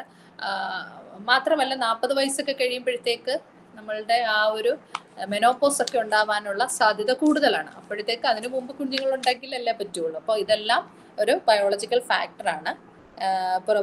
ഈസ്ട്രോജന്റെയും പ്രൊജസ്ട്രോണിന്റെയും ഒക്കെ അളവുകളിൽ ഹോർമോൺ തുടങ്ങിയ ഹോർമോണുകളുടെയൊക്കെ അളവുകളിൽ വ്യത്യാസം ഉണ്ടാകുന്നത് കൊണ്ട് തന്നെ ഇതിനൊരു ഇംബാലൻസ് സംഭവിക്കുന്നുണ്ട്. അപ്പോൾ അതിന് അവിടെയും വരുന്ന എന്താണ്, അപ്പോൾ പിന്നെ നമുക്ക് കുറച്ച് നാച്ചുറൽ ആർട്ടിഫിഷ്യൽ ആയിട്ടുള്ള ഇംപ്ലാന്റേഷൻ ആണെങ്കിൽ പോലും അതിനുള്ള സാധ്യത കുറവാണ്. അല്ലെങ്കിൽ പിന്നെ നാച്ചുറൽ ബർത്തിന് ഉള്ള സാധ്യതകൾ കുറഞ്ഞു വരുന്നുണ്ട്. മറ്റ് മെഡിക്കൽ ഹെൽപ്പുകളൊക്കെ ആവശ്യമായിട്ട് വരുന്നുണ്ട്. അതുകൊണ്ട് ഹോർമോണൽ ഇംബാലൻസും ഏജും ഇതിൻ്റെ ഒരു വലിയ ഫാക്ടറാണ്. പിന്നെ അടുത്തത് റിപ്രൊഡക്റ്റീവ് കണ്ടീഷൻസ് അല്ല, ഫലോപ്പിൻ അനാട്ടമി എന്ന് പറയും. ഇത് ഈ ബയോളജിക്കലായിട്ടുള്ള ഇതിന് കാരണമാകുന്ന മറ്റൊരു കാര്യമാണ് എന്താ പറയുക, ശസ്ത്രക്രിയകൾക്ക് ശേഷമുള്ള ചില സംഭവങ്ങൾ കൊണ്ട് സ്വാഭാവികമായിട്ട് സ്ത്രീകൾക്ക് ഉണ്ടാകാനുള്ള ചില ബുദ്ധിമുട്ടുകൾ കാരണം അത് ഈ റിപ്രൊഡക്റ്റീവ് ഹെൽത്തിന് തടസ്സമുണ്ടാകുന്നു എന്ന് കാണുന്നുണ്ട്. പിന്നെ എഗ്ഗിൻ്റെ ഈ പറഞ്ഞ പോലെ സ്പേമിൻ്റെ ക്വാളിറ്റി കുറയുന്നത്, അതിന് വയസ്സൊരു ഘടകമാണ്. എന്നാൽ ഇത് പ്രത്യേകമായി എടുത്ത് പറയുമ്പോൾ എഗ്ഗിൻ്റെ സ്പേമിൻ്റെ ക്വാളിറ്റി കുറയുന്നതിന് അതിനൊരു കാരണമാകുന്നുണ്ട്. പിന്നെ മെഡിക്കൽ കണ്ടീഷൻസ്, PCOD പോലുള്ള, അതും ഇത്തരം ഈ ഹോർമോൺ ഇംബാലൻസുമായിട്ടും നമുക്ക് കണക്ട് ചെയ്യാൻ പറ്റും. മെയിനായിട്ട് ഏജും ഹോർമോൺ ഇംബാലൻസും ആണ് നമുക്ക് എടുത്ത് പറയാൻ പറ്റുന്നത്. പിന്നെ അതിനോട് ആഡ് ഓൺ ചെയ്യാൻ പറ്റുന്നതാണ് റിപ്രൊഡക്റ്റീവ് കണ്ടീഷൻസ്. ഈ ചിലർക്ക് ഈ പെൽവിക് ഇൻഫെക്ഷൻ പോലെ, ഫലോപ്പിയൻ ട്യൂബിലൊക്കെ പിന്നെ സ്പേമിൻ്റെ എഗ്ഗുമൊക്കെ അവിടെ വന്നിട്ട് കുഞ്ഞുങ്ങൾ ഉണ്ടാകാനുള്ള സാധ്യതയൊക്കെ ഇല്ലേ, അതൊക്കെ അതും നാച്ചുറൽ ആയിട്ടുള്ള ബർത്തിന് തടസ്സമായിട്ടുള്ള കാര്യങ്ങളാണല്ലോ. അപ്പോൾ അതിനൊക്കെയുള്ള സാധ്യത ഉണ്ടാകുന്നുണ്ട്. പിന്നെ എഗ്ഗിൻ്റെ സ്പേമിൻ്റെ ക്വാളിറ്റി പറഞ്ഞതുപോലെ, പിന്നെ മെഡിക്കൽ കണ്ടീഷൻസ്, PCOD, എൻഡോമെട്രിയോസിസ്, പിന്നെ തൈറോയിഡിൻ്റെ പ്രശ്നങ്ങളുള്ളത്, പിന്നെ വൈറ്റമിൻ ഡിയുടെ അഭാവമുള്ളവർ, പിന്നെ അതായത് PCOD ഉള്ളവരിലൊക്കെ മന്ത്ലി മെൻസ്ട്രേഷൻ സൈക്കിളിനൊക്കെ ബുദ്ധിമുട്ടുകൾ ഉണ്ടാവുമല്ലോ, അതുമൊക്കെ ഇംപ്ലാന്റേഷന് തടസ്സമാകുന്ന കാര്യമാണ്.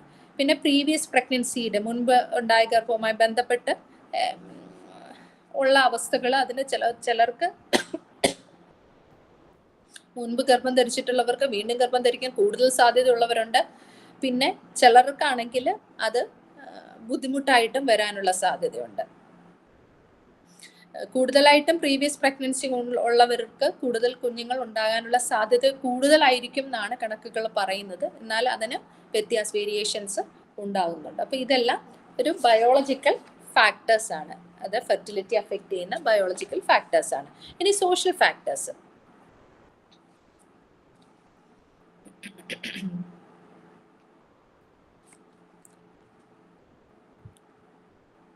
ഇനി സോഷ്യൽ ഫാക്ടേഴ്സ്, സാമൂഹിക ഘടകങ്ങൾ എന്താണെന്നുള്ളത്. ഒന്ന് റിലീജിയൻ, കാസ്റ്റ് സിസ്റ്റം. റിലീജിയനും കാസ്റ്റ് സിസ്റ്റവും അതിനകത്ത് പ്രധാനപ്പെട്ട എടുത്തു പറയേണ്ട രണ്ട് കാര്യങ്ങളാണ്. സോഷ്യൽ ഫാക്ടേഴ്സിൽ, സാമൂഹിക ഘടകങ്ങളിൽ ഫെർട്ടിലിറ്റിയെ ബാധിക്കുന്ന, ഇൻഫെർട്ടിലിറ്റി അല്ല ഫെർട്ടിലിറ്റിയെ ബാധിക്കുന്ന സാമൂഹിക ഘടകങ്ങളാണ് ഇനി പറയുന്ന ഒന്ന് റിലീജിയനും പിന്നെ കാസ്റ്റ് സിസ്റ്റവും. സോഷ്യൽ ഫാക്ടേഴ്സ് അതായത് മതം, കുടുംബ നിർമ്മാണത്തെക്കുറിച്ചുള്ള സമീപനങ്ങൾ, സംയമനം, ആശയങ്ങൾ, അല്ലെങ്കിൽ ഈ കുട്ടികളുടെ എണ്ണം തുടങ്ങിയ കാര്യങ്ങളെയൊക്കെ മതം വളരെയധികം സ്വാധീനിക്കുന്നുണ്ട്. ചില മതങ്ങൾ കുട്ടികളെ ദൈവത്തിന്റെ അനുഗ്രഹമായി കാണുന്നവരുണ്ട്, കുഞ്ഞുങ്ങള് അതുകൊണ്ട് കുഞ്ഞുങ്ങൾ കൂടുതലായിട്ട് വേണമെന്ന് കാണുന്നവരുണ്ട്. അതിന് ഉദാഹരണത്തിൽ കാത്തലിക് ചർച്ച്, ക്രിസ്ത്യൻ കാത്തലിക് ചർച്ചും അതുപോലെ മുസ്ലിം ഇസ്ലാമും റിലീജിയനും ഒക്കെ കൂടുതൽ ആയിട്ട് ഇതിനെ പ്രൊമോട്ട് ചെയ്യുന്ന ആൾക്കാരാണ്. അതായത് ദൈവമാണ് കുഞ്ഞുങ്ങളെ തരുന്നത്, മക്കളെ നൽകുന്നത് ദൈവമാണെന്നുള്ള ആ ഒരു കോൺസെപ്റ്റ്. അതുകൊണ്ട് മക്കൾക്ക് ദൈവം തരാതെ കുഞ്ഞുങ്ങൾ ഉണ്ടാവില്ലല്ലോ. അപ്പൊ പിന്നെ അതിന് മനുഷ്യരായിട്ട് തടയിടരുത് എന്നുള്ള ആശയങ്ങൾ ഉള്ളത് കൊണ്ട് തന്നെ എത്ര കുഞ്ഞുങ്ങളെ ദൈവം തരുന്നോ അതവരെ സ്വീകരിക്കുക എന്നുള്ളത്, മനുഷ്യരായിട്ട് അതിന് തടസ്സം നിൽക്കരുത് എന്നുള്ളൊരു ആശയമുള്ളവരാണ്. അപ്പം അത് ഒരു പരിധി കൂടുതൽ ജനസംഖ്യ വർധനവിന് കാരണമാകുന്നുണ്ട്. അതൊരു സോഷ്യൽ ഫാക്ടർ, അതായത് ഫെർട്ടിലിറ്റിക്ക് കാരണമാകുന്ന കൂട്ടുന്ന ചില കാര്യങ്ങളാണ് ഈ പറയുന്നതൊക്കെ. അപ്പോൾ അവര് ഈ കത്തോലിക്ക ചർച്ച് പോലെയുള്ള ആൾക്കൊക്കെ ഈ നിരോധന മാർഗങ്ങളെയൊക്കെ നിരോധിക്കുന്നുണ്ട്. അതായത് ഗർഭം ഉണ്ടാകുന്നതിന് തടസ്സമായിട്ടുള്ള കോൺട്രാസെപ്റ്റീവ്സ് പോലത്തുള്ള ഇതിന്റെ യൂസേജിനെ ഇവർ തടയുന്നുണ്ട് സാധാരണമായിട്ടും. കാരണം മനുഷ്യരായിട്ട് അതിന് കുഞ്ഞുങ്ങൾ ജനിക്കുന്നതിന് ഒരു തടസ്സം നിൽക്കാൻ പാടില്ല എന്നുള്ള ആശയം ഉള്ളതുകൊണ്ട് തന്നെ. അതുകൊണ്ട് തന്നെ ആ മതവിഭാഗത്തിലുള്ള ജനന നിരക്ക് വളരെ കൂടുതലായിരിക്കും, ഫെർട്ടിലിറ്റി റേറ്റ് വളരെ കൂടുതലായിട്ട് കാണുന്നുണ്ട്. അതേസമയം ചില ലിബറൽ ആയിട്ടുള്ള ആൾക്കാരാണെങ്കിൽ മോഡേൺ ആയിട്ടുള്ള കോൺട്രാസെപ്ഷൻ ഒക്കെ അംഗീകരിക്കുന്ന ആൾക്കാരുണ്ട്. ഇത് കുടുംബ നിർമ്മാണം നിയന്ത്രിക്കാനായിട്ട്, ഫാമിലി പ്ലാനിങ്ങിനെ കൺട്രോൾ ചെയ്യാനായിട്ട് ഫാമിലി പ്ലാനിങ്ങിന് സാധിക്കുന്നുണ്ട്. ചിലയിടത്ത് ഈ മതപരമായ ഉപദേശങ്ങൾ മൂലം മക്കൾക്ക് പെട്ടെന്ന് വിവാഹം കഴിപ്പിക്കുകയും ചെയ്യുമ്പോൾ, അങ്ങനെ ചെറുപ്രായത്തിൽ തന്നെ വിവാഹം നടക്കുമ്പോൾ അവർക്ക് കുഞ്ഞുങ്ങൾ ഉണ്ടാകാനുള്ള സാധ്യത വളരെ കൂടുതലായിട്ട് കാണുന്നുണ്ട്.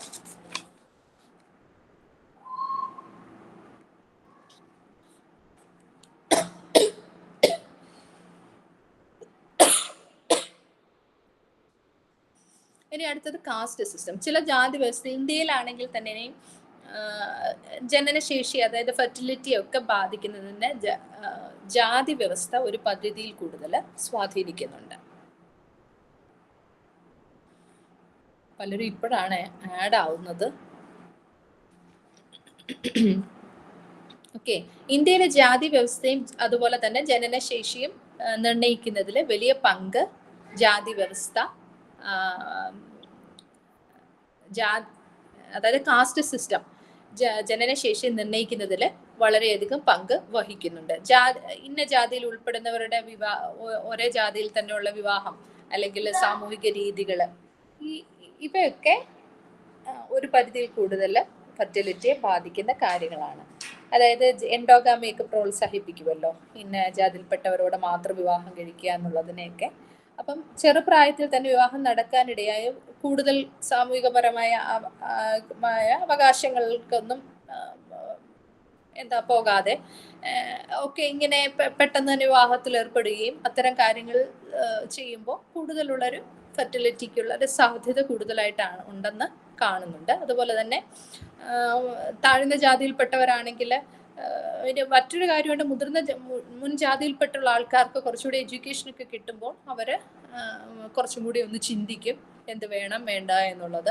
പക്ഷേ അത് അധികം വിദ്യാഭ്യാസം ലഭിച്ചിട്ടില്ലാത്തവരാണെങ്കിൽ അവരൊരു പക്ഷേ നേരത്തെ വിവാഹം കഴിച്ചിട്ടുള്ളവരും ആയിരിക്കാം, അവർക്ക് അതിനകത്ത് പ്രത്യേകിച്ച് കൺട്രോൾ ഉള്ളവരെ, സ്വന്തമായിട്ട് തീരുമാനിക്കാനുള്ളൊരു കൺട്രോൾ ഉള്ളവർ ആയിരിക്കത്തില്ല. അപ്പോൾ അത് ഫെർട്ടിലിറ്റി കൂട്ടുന്നതിനുള്ള കാരണമാകുന്നുണ്ട്. അപ്പം രണ്ടിലെ ഈ അതായത് ജനസംഖ്യയുടെ ചലനാത്മകതയെ ബാധിക്കുന്ന നിരക്കുകളാണ് ഇവ രണ്ടും.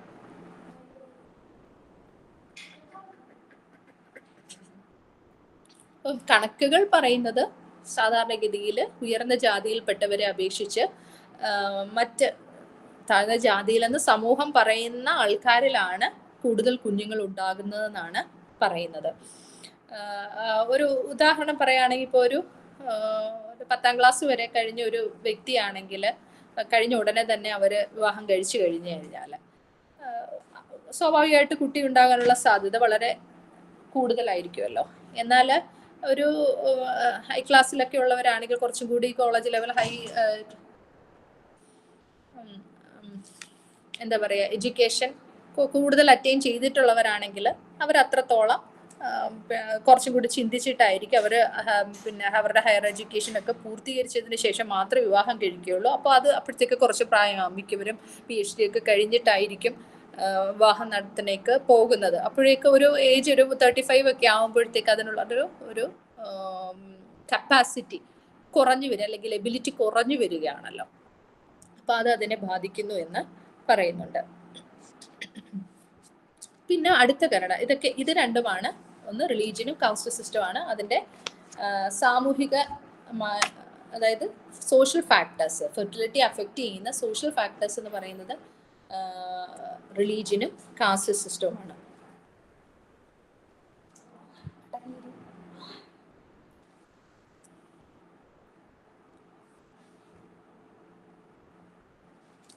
ഇനി അടുത്തത് വിദ്യാഭ്യാസം, എഡ്യൂക്കേഷൻ എന്ന് പറയുന്നത്.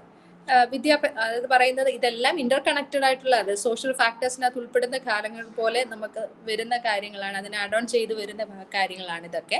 എഡ്യൂക്കേഷൻ, വിദ്യാഭ്യാസം കുടുംബ നിർമ്മാണത്തിന്, ജനന നിയന്ത്രണത്തിന്, ആരോഗ്യം തുടങ്ങിയ വിഷയങ്ങളിലുള്ള മനോഭാവങ്ങളിലും പ്രവർത്തനങ്ങളൊക്കെ രൂപപ്പെടുന്നതിനൊക്കെ എന്താണ് വിദ്യാഭ്യാസം ശക്തമായിട്ട് ബാധിക്കുന്നുണ്ട്. പ്രത്യേകിച്ച് സ്ത്രീകളുടെ ഉയർന്ന വിദ്യാഭ്യാസം, ഗർഭധാരണം, എന്താ പറയുക, ഡിലേഡ് പാരന്റ്ഹുഡിന് സാധ്യത ഏറുന്ന കാര്യമാണ് ഉയർന്ന വിദ്യാഭ്യാസം എന്നുള്ളത്. പിന്നെ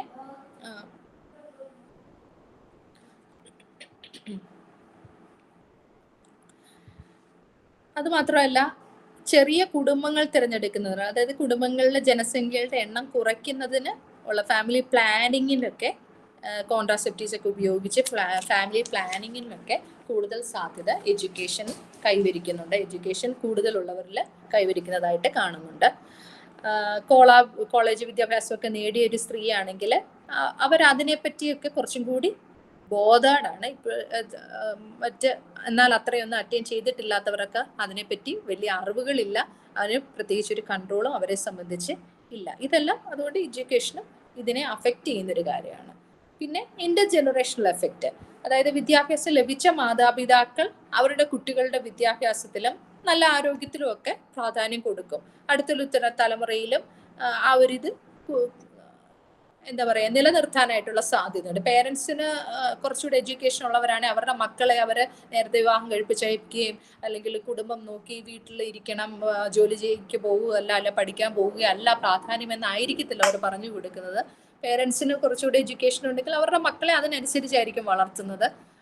അവർക്കും ഒരു ഫാമിലി പ്ലാനിങ്ങിന് ഒരു എന്താ പറയുക തീരുമാനിക്കാനുള്ള അവകാശം പേരൻസിനും ഉണ്ടാവും, അവരുടെ മക്കളെ ആ തരത്തിൽ പഠിപ്പിക്കുകയും ചെയ്യും. അപ്പം ഇത് ഒരു ഇന്റർ ജനറേഷണൽ എഫക്റ്റും കൂടി ഈ ഒരു കാര്യത്തിൽ ഉണ്ട്. ഇനി അടുത്ത് സോഷ്യൽ ഫാക്ടേഴ്സ് ആണ്. സ്വാഭാവികമായിട്ട് സാമ്പത്തികമായിട്ടുള്ളത് ഒരു വലിയ ഘടകമാണ്. സാമ്പത്തികം ഉള്ളതനുസരിച്ചാണല്ലോ കുട്ടികൾ എത്ര വേണമെന്ന് തീരുമാനിക്കണം എന്നുണ്ടെങ്കിൽ കുറയ്ക്കണമെന്ന് തീരുമാനിക്കാനും എല്ലാം രണ്ടും അങ്ങോട്ട് പുഷ് ഫാക്ടറും പുൾ ഫാക്ടറും ഒക്കെ കൂടിയാണ് ശരിക്കും പറഞ്ഞാൽ ഈ ഒരു എക്കണോമിക് ഫാക്ടേഴ്സ് എന്ന് പറയുന്നത്. സാമ്പത്തികമായിട്ടുള്ള സാഹചര്യങ്ങൾ വ്യക്തികളുടെ കുടുംബ നിർമ്മാണത്തിലെ തീരുമാനിക്കുന്നതിന് അവർക്കുള്ള അവസരങ്ങളെ സൃഷ്ടിക്കുന്നതിലും ഒക്കെ വളരെയധികം സ്വാധീനിക്കുന്ന ഒരു ഘടകമാണ് സാമ്പത്തിക ഘടകം എന്ന് പറയുന്നത്, എക്കോണമി എന്ന് പറയുന്നത്.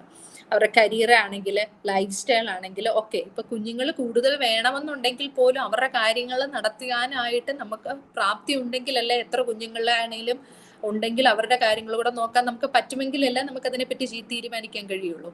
ഒരു പക്ഷേ അത്രയും സാമ്പത്തികം ഇല്ല എന്നുണ്ടെങ്കിൽ അവരുടെ കാര്യങ്ങൾ നോക്കാൻ പറ്റുമോ? അപ്പൊ നമ്മൾ ചിലർ വേണ്ട എന്ന് വെക്കാനുള്ള സാധ്യതയുണ്ടല്ലോ. അപ്പൊ അങ്ങനെയും ഒരു ഘടകം ഇതിനകത്ത് പ്രവർത്തിക്കുന്നുണ്ട്.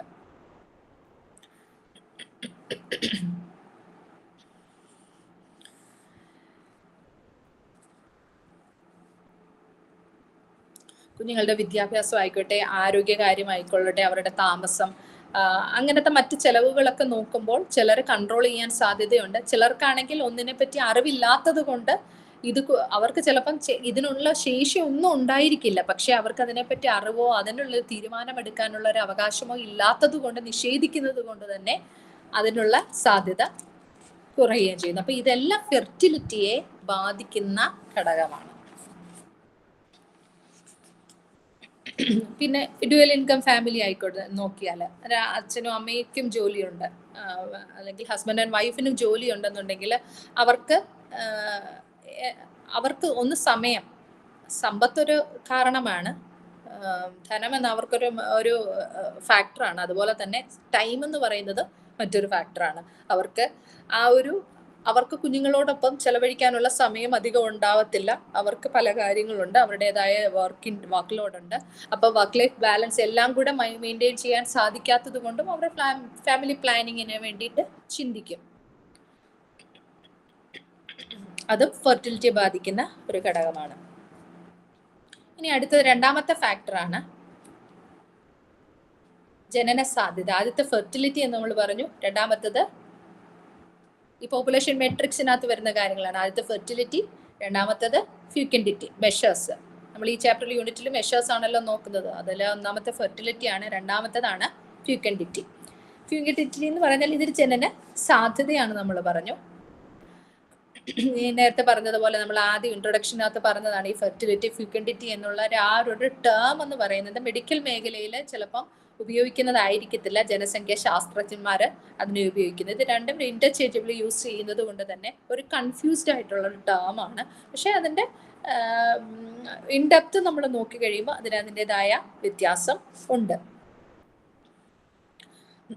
ജനസംഖ്യാശാസ്ത്രത്തിലെ ഫെർട്ടിലിറ്റി എന്നത് യഥാർത്ഥത്തിൽ ലഭിച്ച സന്താന സംഖ്യയെ സൂചിപ്പിക്കുമ്പോൾ ഫ്യൂക്കൻഡിറ്റി എന്നത് സന്താന ജനനത്തിനുള്ള ജൈവശേഷിയെ സൂചിപ്പിക്കുന്നു. അപ്പോൾ ഇത്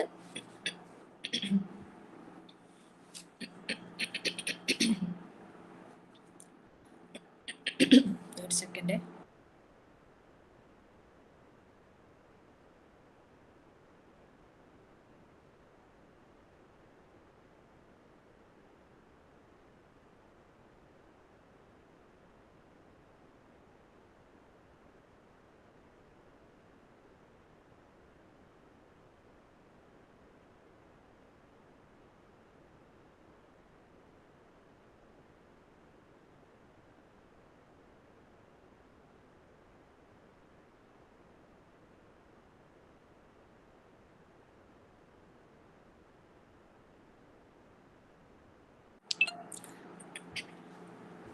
അതായത് നമ്മൾ പറഞ്ഞത് ഫ്യൂക്കൻഡിറ്റിയാണ് നമ്മൾ നോക്കുന്നത്, അതായത് ജനന സാധ്യത എന്ന് പറയുന്നു. ഈ ഫ്യൂക്കൻഡിറ്റി അതായത് ജനസംഖ്യാ ശാസ്ത്രത്തിലെ ഫെർട്ടിലിറ്റി എന്നത് യഥാർത്ഥത്തിൽ ലഭിച്ച ഒരു എന്താ പറയുക ആക്ച്വൽ റിപ്രൊഡക്റ്റീവ് പെർഫോമൻസ് ആയിട്ടാണ് ഫെർട്ടിലിറ്റിയെ കാണുന്നതെങ്കിൽ, ഫ്യൂക്കൻഡിറ്റിയെ കാണിക്കുന്നത് എന്താണ്? അതൊരു ജൈവശേഷി അല്ലെങ്കിൽ ബയോളജിക്കൽ കപ്പാസിറ്റിയാണ് എന്ത് സൂചിപ്പിക്കുന്നത്? ഫ്യൂക്കൻഡിറ്റി എന്നുള്ളത് കൊണ്ട് സൂചിപ്പിക്കുന്നത്. അത് നോട്ട് ചെയ്യണേ. മറ്റത് ആക്ച്വൽ റിപ്രൊഡക്റ്റീവ് പെർഫോമൻസിന് അല്ലെങ്കിൽ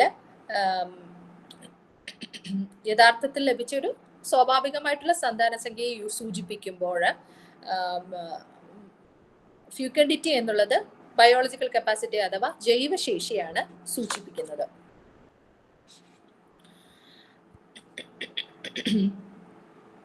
ഉദാഹരണത്തിന് 12 മാസം കഴിയുന്നതിന് ശേഷം ഗർഭധാരണ സാധ്യമല്ലെങ്കിൽ ഡോക്ടേഴ്സ് അതിനെ ഇൻഫെർട്ടിലിറ്റി എന്ന് വിളിക്കുന്നുണ്ട്. അതായത് ഇൻഫെർട്ടിലിറ്റി, അതായത് ഫെർട്ടിലിറ്റി ഇല്ലായ്മ എന്ന് പറയുന്നത് വന്ധ്യത എങ്കിൽ ഇൻഫെർട്ടിലിറ്റി എന്നുള്ള വാക്കുകൊണ്ട് ഉപയോഗിക്കുന്ന 12 മാസം കഴിഞ്ഞ ശേഷവും ഗർഭധാരണം ഇല്ലെങ്കിൽ ഒരു നാച്ചുറൽ ഇന്റർകോഴ്സിലൂടെ 12 മാസം കഴിഞ്ഞിട്ടും ഫെർട്ടിലിറ്റി ഇല്ലെങ്കിൽ, അതായത് ഗർഭധാരണം സാധ്യമല്ലെന്നുണ്ടെങ്കിൽ അതിനെ ഇൻഫെർട്ടിലിറ്റി എന്ന് വിളിക്കുന്നു. പക്ഷെ ജനസംഖ്യാ ശാസ്ത്രത്തിൽ അതിനെ ഇൻഫ്യൂക്കൻഡിറ്റി എന്നാണ് വിശേഷിപ്പിക്കുന്നത്.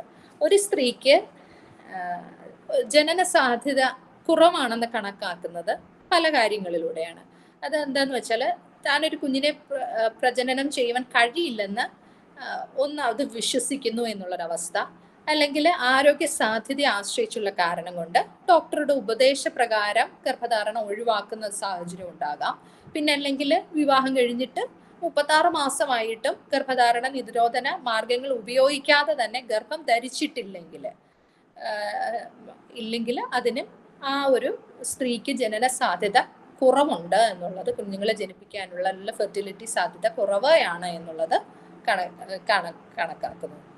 അതായത് ജനന ഫെർട്ടിലിറ്റി അല്ല, ഫ്യൂക്കൻഡിറ്റി കുറവാണെന്നുള്ളത് മനസ്സിലാക്കാൻ സാധിക്കും. അതായത് ഫെർട്ടിലിറ്റി എന്നാൽ കുട്ടികളെ പ്രജനനം ചെയ്യാനുള്ള യഥാർത്ഥ ശേഷിയാണെങ്കിൽ, കുട്ടികളെ ജനിപ്പിക്കാനുള്ള യഥാർത്ഥത്തിലെ ശേഷിയാണ് ഫെർട്ടിലിറ്റി എങ്കിൽ, ഫ്യൂക്കൻഡിറ്റി എന്ന് പറഞ്ഞാൽ ആരോഗ്യപരമായ ജൈവ സാധ്യതയും കൂടെയാണ് എന്നുള്ളതാണ് ഫ്യൂക്കൻഡിറ്റി എന്നുള്ളൊരു വേർഡ് കൊണ്ട് ഉദ്ദേശിക്കുന്നത്. മാഡം ഒന്നും കൂടി പറയാമോ? മനസ്സിലായില്ല. ഫ്യൂക്കൻഡിറ്റി എന്ന് പറഞ്ഞു. ഓക്കെ, അതായത് ഫെർട്ടിലിറ്റി എന്നുള്ളത് പ്രത്യുൽപാദന ശേഷി എന്ന് നമ്മൾ പറയുന്നുണ്ടല്ലോ.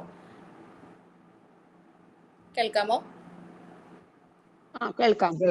ഒരു വ്യക്തിക്ക് കുഞ്ഞുങ്ങളെ ജനിപ്പിക്കാനുള്ള ഒരു സാധ്യത എത്രത്തോളമാണെന്നുള്ളതാണ് പിന്നെ ഫെർട്ടിലിറ്റി എന്നുള്ളത് കൊണ്ട് ഉപയോഗിക്കുന്നത്. എന്നാൽ അതിനെ ഒരു ബയോളജിക്കൽ കപ്പാസിറ്റി, അതായത് മറ്റത് ആക്ച്വൽ പെർഫോമൻസ് ആണ് ഫെർട്ടിലിറ്റി എന്നുള്ളത്. പക്ഷെ ബയോളജിക്കൽ കപ്പാസിറ്റിയാണ് ഈ ഫ്യൂക്കൻഡിറ്റി എന്നുള്ളത് കൊണ്ട് ഉദ്ദേശിക്കുന്നത്. ക്ലിയർ ആയോ? Biological capacity. അതെ അതെ.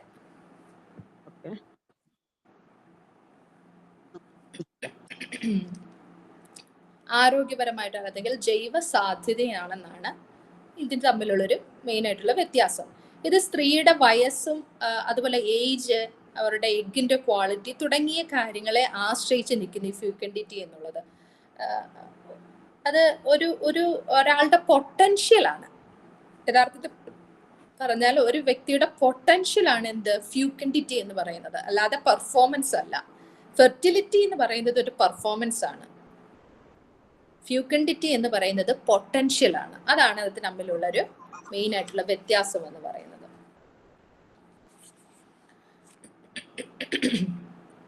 ഇനി എന്തൊക്കെയാണ് ഫാക്ടേഴ്സ് അഫക്റ്റിംഗ്? നേരത്തെ ഫാക്ടേഴ്സ് അഫക്റ്റിംഗ് ഫെർട്ടിലിറ്റി എന്ന് പറഞ്ഞു, അതുപോലെ ഫാക്ടേഴ്സ് അഫക്റ്റിംഗ് ഫ്യൂക്കൻഡിറ്റി എന്നുള്ളത് ഇതും സെയിം തന്നെയാണ്.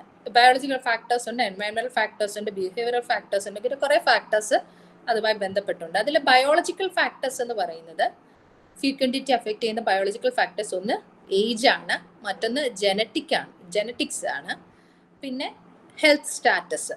ഇതെല്ലാം ബയോളജിക്കൽ ഫാക്ടേഴ്സ് ആണ്. ഏജ് എന്ന് പറയുമ്പോൾ അറിയാലോ, സ്ത്രീയുടെ അവരുടെ ഒരു കപ്പാസിറ്റി, അല്ലെങ്കിൽ എഗ്ഗിന്റെ ക്വാളിറ്റി, അല്ലെങ്കിൽ പുരുഷന്റെ ആണെങ്കിൽ സ്പേമിന്റെ ക്വാളിറ്റി, ഇതൊക്കെ വയസ്സിനെ അനുസരിച്ച് മാറുന്നുണ്ട് എന്ന് നമ്മൾ പറഞ്ഞു. അതൊരു ബയോളജിക്കൽ ഫാക്ടറാണ്. പിന്നെ ജനറ്റിക്സ് ഉണ്ട്, ജനറ്റിക് ഡിസോർഡേഴ്സ് ഒക്കെ ഉണ്ടെന്നുണ്ടെങ്കിൽ, പിന്നെ അതായത് പാരമ്പര്യമായിട്ടൊക്കെ ഉള്ള എന്തെങ്കിലും ഇങ്ങനെ കുഞ്ഞുങ്ങൾ ജനിക്കുന്ന ഒരു ഫാമിലിയിലാണെങ്കിൽ തുടർച്ച അടുത്ത അമ്മയ്ക്കും കുഞ്ഞുങ്ങളുണ്ടെങ്കിൽ അടുത്ത മകൾക്ക് വരുമ്പം കുഞ്ഞുങ്ങളുണ്ടാകാനുള്ള സാധ്യത കൂടുതലാണ്. ഇനി ആദ്യം മുൻപ് ഇടയ്ക്കിടയ്ക്ക് ഇങ്ങനെ ഒരുപാട് അബോർഷനൊക്കെ അല്ലെങ്കിൽ മിസ്കാരേജ് ഉണ്ടായിട്ടുള്ള ഒരു വ്യക്തിയുടെ ആണെങ്കിൽ തിരിച്ച് അടുത്ത ജനറേഷനിൽ വരുമ്പോഴും മിസ്കാരേജ് ഉണ്ടാകാനുള്ള സാധ്യതയുണ്ട്. അപ്പൊ ഇതെല്ലാം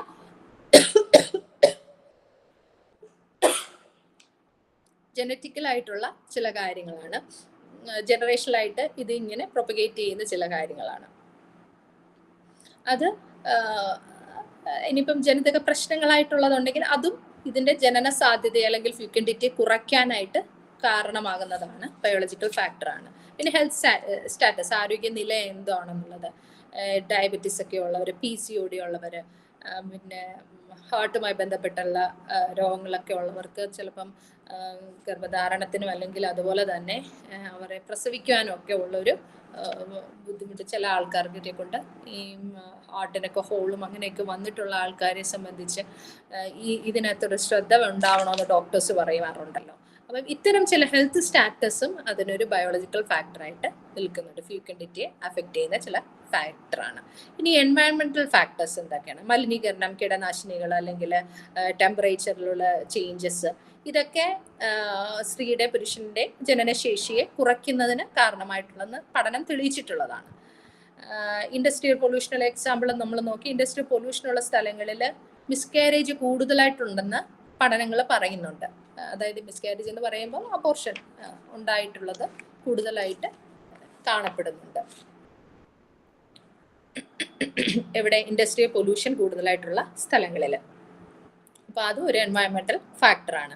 പിന്നെ ബിഹേവിയറൽ ഫാക്ടേഴ്സ്, അത് പെരുമാറ്റച്ചട്ടങ്ങളെന്നോ പെരുമാറ്റ ഘടകങ്ങളെന്നോ അങ്ങനെ എന്തെങ്കിലും നമുക്ക് വിശേഷിപ്പിക്കാം. അതെന്ന് പറഞ്ഞാൽ എന്താ പറയാ, ഒരു നോർമൽ ആയിട്ടുള്ള മെയ്റ്റിങ്ങിനൊക്കെ തടസ്സമായിട്ടുണ്ടാകുന്ന ചില കാര്യങ്ങൾ, അത് സാമൂഹിക ഘടനയോ മായി ബന്ധപ്പെട്ടും ഒക്കെ നിലനിൽക്കുക. അത് ബിഹേവിയറൽ ഫാക്ടേഴ്സ് ആയിട്ട് പറയുമ്പോഴും ചില ഉള്ളവരിൽ ഉണ്ടാകുന്ന ചിലൊരു പ്രശ്നങ്ങളാണ് ഒരു മീറ്റിങ്ങിലൊക്കെ ഉള്ള ഒരു പാറ്റേണിലൊക്കെ ഒരു പ്രശ്നങ്ങൾ.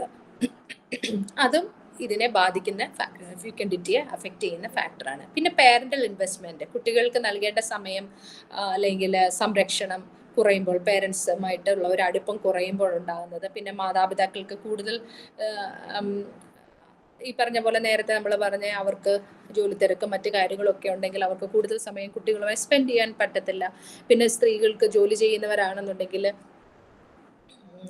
നമ്മുടെ ഗവൺമെന്റും മറ്റ് ഒരുപാട് സ്ഥലങ്ങളിൽ പ്രഗ്നൻസിയുടെ ടൈമിലൊക്കെ ലീവും കാര്യങ്ങളും ഒക്കെ കൊടുക്കുന്നുണ്ട്. എന്നാൽ ചിലയിടത്തൊന്നും അതൊന്നും സാധ്യമല്ലാത്ത ഇടങ്ങളുണ്ട്. ചില ഈ അൺഓർഗനൈസ്ഡ് സെക്ടറിലൊക്കെ നമ്മൾക്ക് നോക്കാം, ഈ പുറത്തോട്ടൊക്കെ ഉള്ളത്, നോർത്ത് ഇന്ത്യയിൽ, നമ്മൾ കേരളത്തിന് പുറത്തോട്ടൊക്കെ ഒരുപാട് സ്ഥലങ്ങളിലൊക്കെ അൺഓർഗനൈസ്ഡ് സാധാരണ ഇടങ്ങളിലൊക്കെ അവരുടെ പ്രസവശേഷിയെ കുറയ്ക്കുന്ന ചില പല കാര്യങ്ങളും ഒക്കെ ചെയ്യുന്നതായിട്ട് കണ്ടെത്തിയിട്ടുണ്ട്. കാരണം അവരുടെ ഈ ഓവറി എടുത്ത് മാറ്റുക അല്ലെങ്കിൽ യൂട്രസ് എടുത്ത് മാറ്റുക, ഇതൊക്കെ എന്തിനാ ചെയ്യുന്നതെന്ന് വെച്ചാൽ ആ ഒരു ടൈം പ്രഗ്നന്റ് ആയാലും അവർക്ക് ലീവ് വേണമല്ലോ, കുഞ്ഞുങ്ങളെ നടത്തുന്ന കുറച്ച് സമയം വേണമല്ലോ. അപ്പം ആ ജോലിക്ക് അവരുടെ ലേബർ പവറിനെ എത്രത്തോളം കുറയുമല്ലേ. അപ്പൊ അവരുടെ ലേബർ പവറിന് വേണ്ടതായതുകൊണ്ട് ലേബറിന്റെ കപ്പാസിറ്റി, ഇത്തരം റിപ്രൊഡക്റ്റീവ് കപ്പാസിറ്റി കുറയ്ക്കാനായിട്ടുള്ള ചില രീതികളൊക്കെ പല കമ്പനികളും അല്ലെങ്കിൽ ഈ പറഞ്ഞ പോലെ ഈ കരിമ്പ് പാടങ്ങളിലൊക്കെ ജോലി ചെയ്യുന്നവരൊക്കെ ഒത്തിരി ഡോക്യുമെന്ററീസ് അതിലൊക്കെ കാണാൻ സാധിക്കുന്നുണ്ട്. ഇത്തരത്തിലെ കാര്യങ്ങളൊക്കെ ഉണ്ടാവുന്നുണ്ട്. അപ്പൊ ഇതെല്ലാം ഈ ഫെക്കൻഡിറ്റിയെ അഫക്റ്റ് ചെയ്യാനുള്ള സാധ്യതയാണ്.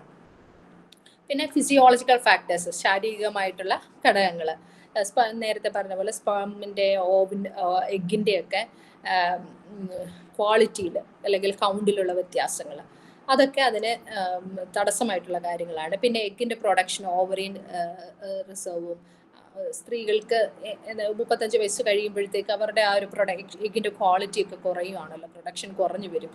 അപ്പോൾ അത് ഹോർമോണൽ ഇംബാലൻസ്, ഇതെല്ലാം ഫിസിയോളജിക്കൽ ഫാക്ടേഴ്സാണ്.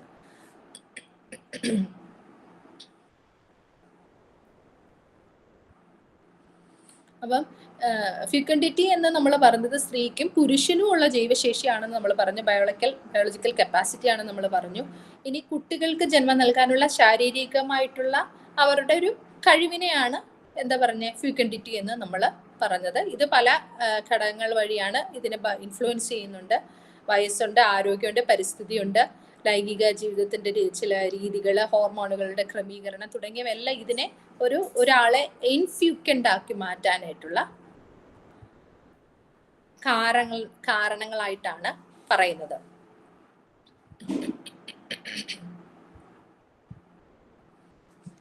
ഇനി അടുത്തതെന്ന് പറഞ്ഞു കഴിഞ്ഞാൽ മൂന്നാമത്തതാണ് മരണനിരക്കുകൾ, രോഗബാധ, മോർട്ടാലിറ്റി ആൻഡ് മോർബിഡിറ്റിയാണ് അടുത്ത രണ്ട് ഘടകങ്ങൾ. ആദ്യത്തെ ഫെർട്ടിലിറ്റി നമ്മൾ പറഞ്ഞു, രണ്ടാമത്തത് ഫെക്കൻഡിറ്റി പറഞ്ഞു. ഇതൊക്കെ മെഷേഴ്സ് ആണ്, പോപ്പുലേഷൻ മെഷേഴ്സ് ആണ്. ആദ്യത്തെ ഫെർട്ടിലിറ്റി, രണ്ടാമത്തെ ഫെക്കൻഡിറ്റി, പിന്നെ അടുത്തതാണ് മോർട്ടാലിറ്റി ആൻഡ് മോർബിഡിറ്റി. മോർട്ടാലിറ്റി എന്ന് കേൾക്കുമ്പോൾ തന്നെ അറിയാലോ എന്താണെന്നുള്ളത്. ജനസംഖ്യയിൽ മരണനിരക്ക് എത്രത്തോളം ഉണ്ടെന്നുള്ളതാണ് മോർട്ടാലിറ്റി എന്നുള്ളതുകൊണ്ട്, മോർട്ടാലിറ്റി റേറ്റ് എന്നതുകൊണ്ട് സൂചിപ്പിക്കുന്നത്. ഇത് സമൂഹത്തിന്റെ അല്ലെങ്കിൽ ആരോഗ്യ മാനദണ്ഡങ്ങൾ, ആരോഗ്യ ദൈർഘ്യം, ലൈഫ് എക്സ്പെക്റ്റൻസി, ഇത്തരം അല്ലെങ്കിൽ വെൽഫെയർ, ഇതൊക്കെ ഇതിനെ ഇൻഫ്ലുവൻസ് ചെയ്യുന്ന കുറച്ച് ഫാക്ടേഴ്സ് ആണ്.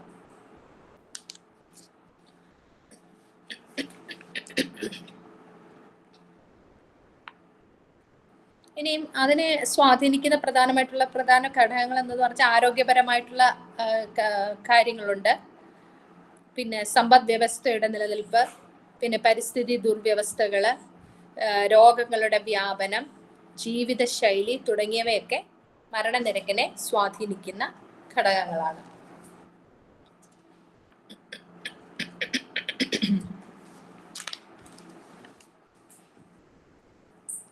ഇനിയും മരണനിരക്കുകളുടെ ഡിഫറെന്റ് മെഷേഴ്സ് ഓഫ് മോർട്ടാലിറ്റിയുടെ ഡിഫറെന്റ് മെഷേഴ്സ്, മരണനിരക്കിന്റെ ശ്രേണികൾ അല്ലെങ്കിൽ അളവുകളെ പറ്റി, ഡിഫറെന്റ് മെഷേഴ്സിനെ പറ്റിയാണ് മരണനിരക്കിന്റെ നമ്മൾ നോക്കുന്നത്. അത്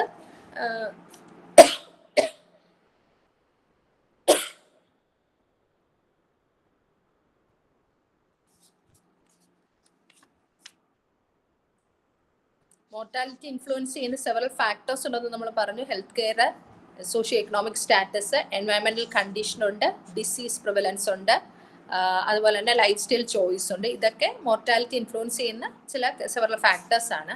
പിന്നെ അടുത്തത് ഇനി ഡിഫറെന്റ് മെഷേഴ്സ്, മോർട്ടാലിറ്റിയുടെ ഡിഫറെന്റ് മെഷേഴ്സ് എന്തൊക്കെയാണെന്നുള്ളതാണ് നോക്കുന്നത്. ഒന്ന് ഇൻഫന്റ് മോർട്ടാലിറ്റി റേറ്റ്, രണ്ടാമത്തേത് neonatal mortality rate, then child mortality rate, crude birth rate, maternal mortality rate, life expectancy.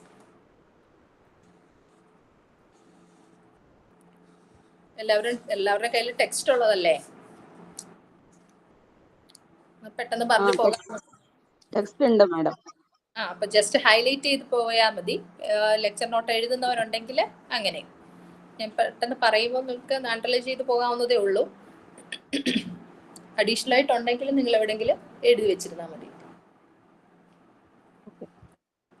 Notes lecture not എഴുതിയാൽ മതി. ഇനിയും അത് എന്തൊക്കെയാണെന്നുള്ളതാണ് നോക്കുന്നത്. എന്ത് ഡിഫറെന്റ് മെഷേഴ്സ്, മോർട്ടാലിറ്റിയുടെ ഡിഫറെന്റ് മെഷേഴ്സ്. എന്താ infant mortality rate? Infant mortality എന്ന് പറഞ്ഞു കഴിഞ്ഞാൽ എന്താണ്? ഒരു വർഷത്തിനുള്ളിൽ ജീവനുള്ള 1000 കുഞ്ഞുങ്ങളിൽ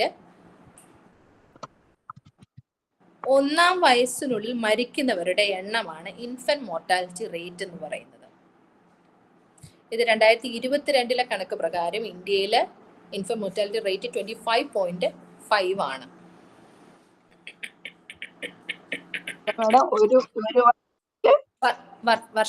വർഷത്തിനുള്ളിൽ ജനിച്ച 1000 ജീവനുള്ള കുഞ്ഞുങ്ങളില് 1-ാം വയസ്സിനുള്ളിൽ മരിക്കുന്നവരുടെ എണ്ണം എന്ന് പറയാം.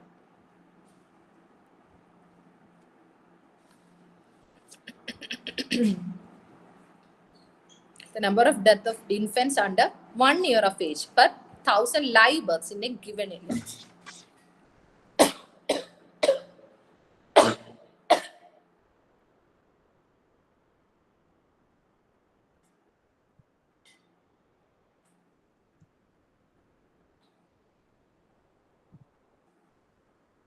ഒരു വർഷത്തിനുള്ളിലാണ് ജനിച്ച 1000 കുഞ്ഞുങ്ങളിൽ ഒരു വർഷത്തിനുള്ളിൽ മരിക്കുന്ന കുഞ്ഞുങ്ങളുടെ എണ്ണമാണ് ശിശുമരണ നിരക്ക് അല്ലെങ്കിൽ ഇൻഫന്റ് മോർട്ടാലിറ്റി റേറ്റ് എന്ന് പറയുന്നത്. ഇനി നിയോനാറ്റൽ മോർട്ടാലിറ്റി റേറ്റ്. നിയോനാറ്റൽ എന്ന് പറഞ്ഞാൽ കുഞ്ഞ് ജനിച്ച ഉടനെ ഉള്ള കുഞ്ഞുങ്ങളാണ്. അതിന് ജനിച്ചു കഴിഞ്ഞിട്ട് 28 ദിവസത്തിനുള്ളിൽ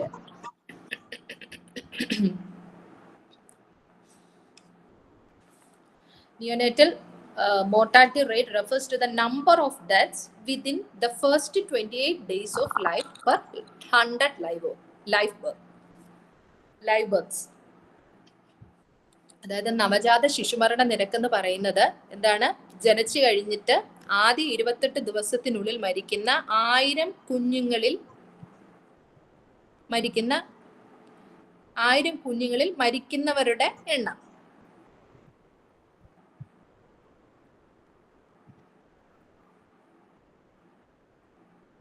വ്യക്തമാണോ?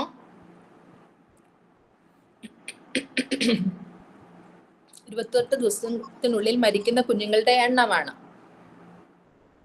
1000 കുഞ്ഞുങ്ങളിൽ എത്ര പേരാണ് മരിക്കുന്നത് എന്നതിനനുസരിച്ചാണ് നവജാത ശിശുമരണ നിരക്ക് കണക്കാക്കുന്നത്.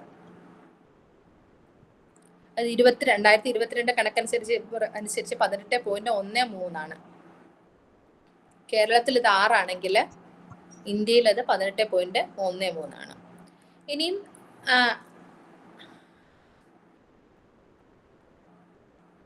Child mortality rate under 5.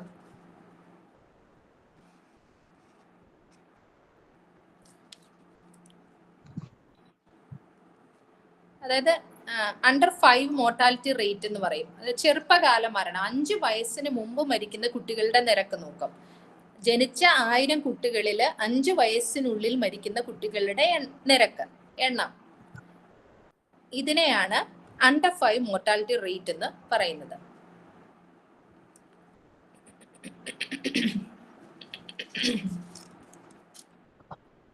ഇന്ത്യയിലെ നിരക്കനുസരിച്ച് 2022 അതിന്റെ 29.6 ആണ് ഇതിന്റെ നിരക്ക്. ഇനി എന്താണ് 5 വയസ്സിനുള്ളില്? 5 വയസ്സിനുള്ളിൽ ജനിച്ചിട്ടുള്ള 1000 കുട്ടികളില് 5 വയസ്സിനുള്ളില് എത്ര പേര് മരിച്ചു?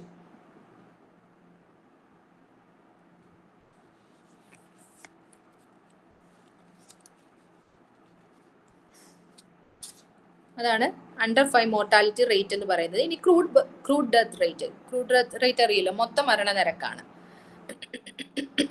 ക്രൂഡ് ബർത്ത് അല്ല, death rate, crude death rate.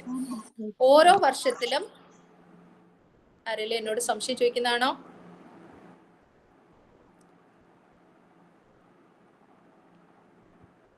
ഓരോ വർഷത്തെ നമുക്ക് കുറച്ചുകൂടെ സ്പീഡിൽ പോയാലേ പറ്റത്തുള്ളൂ.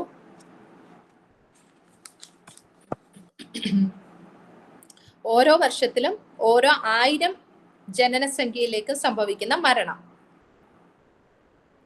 1000 പേരിൽ എത്ര പേര് മരിച്ചു എന്നുള്ളതാണ് ക്രൂഡ് ഡെത്ത് റേറ്റ് കൊണ്ട് വിശേഷിപ്പിക്കുന്നത്. അത് ഇന്ത്യയിലാണെങ്കിൽ 9.074 ആണ്, കേരളത്തിലാണെങ്കിൽ 9.66 ആണ് 2021 കണക്കനുസരിച്ച്. 1000 പേരിൽ എത്ര പേര് മരിക്കുന്നു എന്നുള്ളതാണ് ഓരോ വർഷത്തിലും, അതാണ് ക്രൂഡ് ഡെത്ത് റേറ്റ് കൊണ്ട് വിശേഷിപ്പിക്കുന്നത്. പിന്നെ മെറ്റേണൽ മോർട്ടാലിറ്റി റേറ്റ്, അതായത് എന്താ പറയാ, മരിച്ച് അതായത് അമ്മമാരുടെ മരണ നിരക്കാണ് അതിനകത്ത് പറയുന്നത്. ഗർഭധാരണത്തിൽ നിന്ന് പ്രസവത്തിൽ പ്രസവം വരെയുള്ള ആ ഒരു സമയത്ത് മരിക്കുന്ന സ്ത്രീകളുടെ എണ്ണമാണ് മെറ്റേണൽ മോർട്ടാലിറ്റി റേറ്റ് എന്ന് പറയുന്നത്. ഗർഭധാരണം മുതൽ പ്രസവം വരെയുള്ള സമയത്ത് മരിക്കുന്ന സ്ത്രീകളുടെ എണ്ണമാണ്.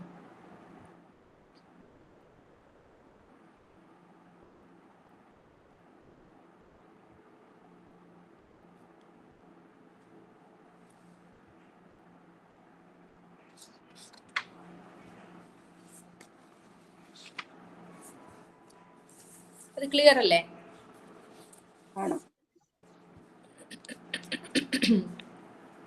പിന്നെ ലൈഫ് എക്സ്പെക്ടൻസി, അതായത് ജനന സമയത്ത് പ്രതീക്ഷിക്കാവുന്ന ശരാശരി ആയുസ്, ഒരാളുടെ ശരാശരി ആയുസിനെയാണ് എന്താ പറയുന്നത്, ലൈഫ് എക്സ്പെക്ടൻസി എന്ന് പറയുന്നത്. ഇന്ത്യയിൽ ഇത് 2021 WHO കണക്കുകൾ പ്രകാരം പുരുഷന്മാർക്ക് 65.8 സ്ത്രീകൾക്ക് 69 ആണെന്നാണ് പറയുന്നത്.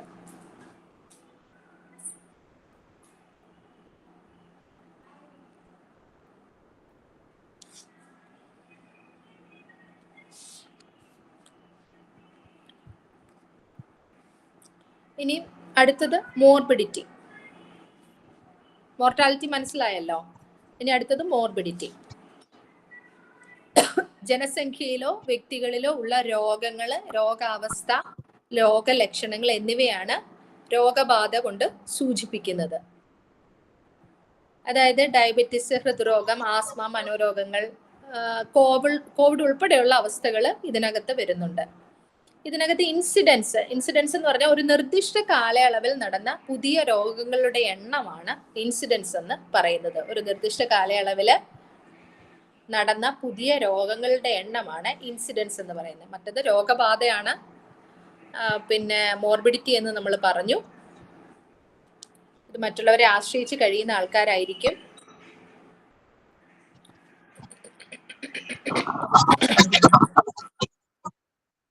Then prevalence. ഒന്ന് ഇൻസിഡൻസ്, ദെൻ പ്രിവലൻസ്. പ്രിവലൻസ് എന്ന് പറയുമ്പോൾ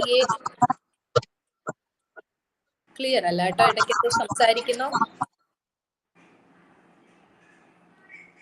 കേൾക്കാലോ?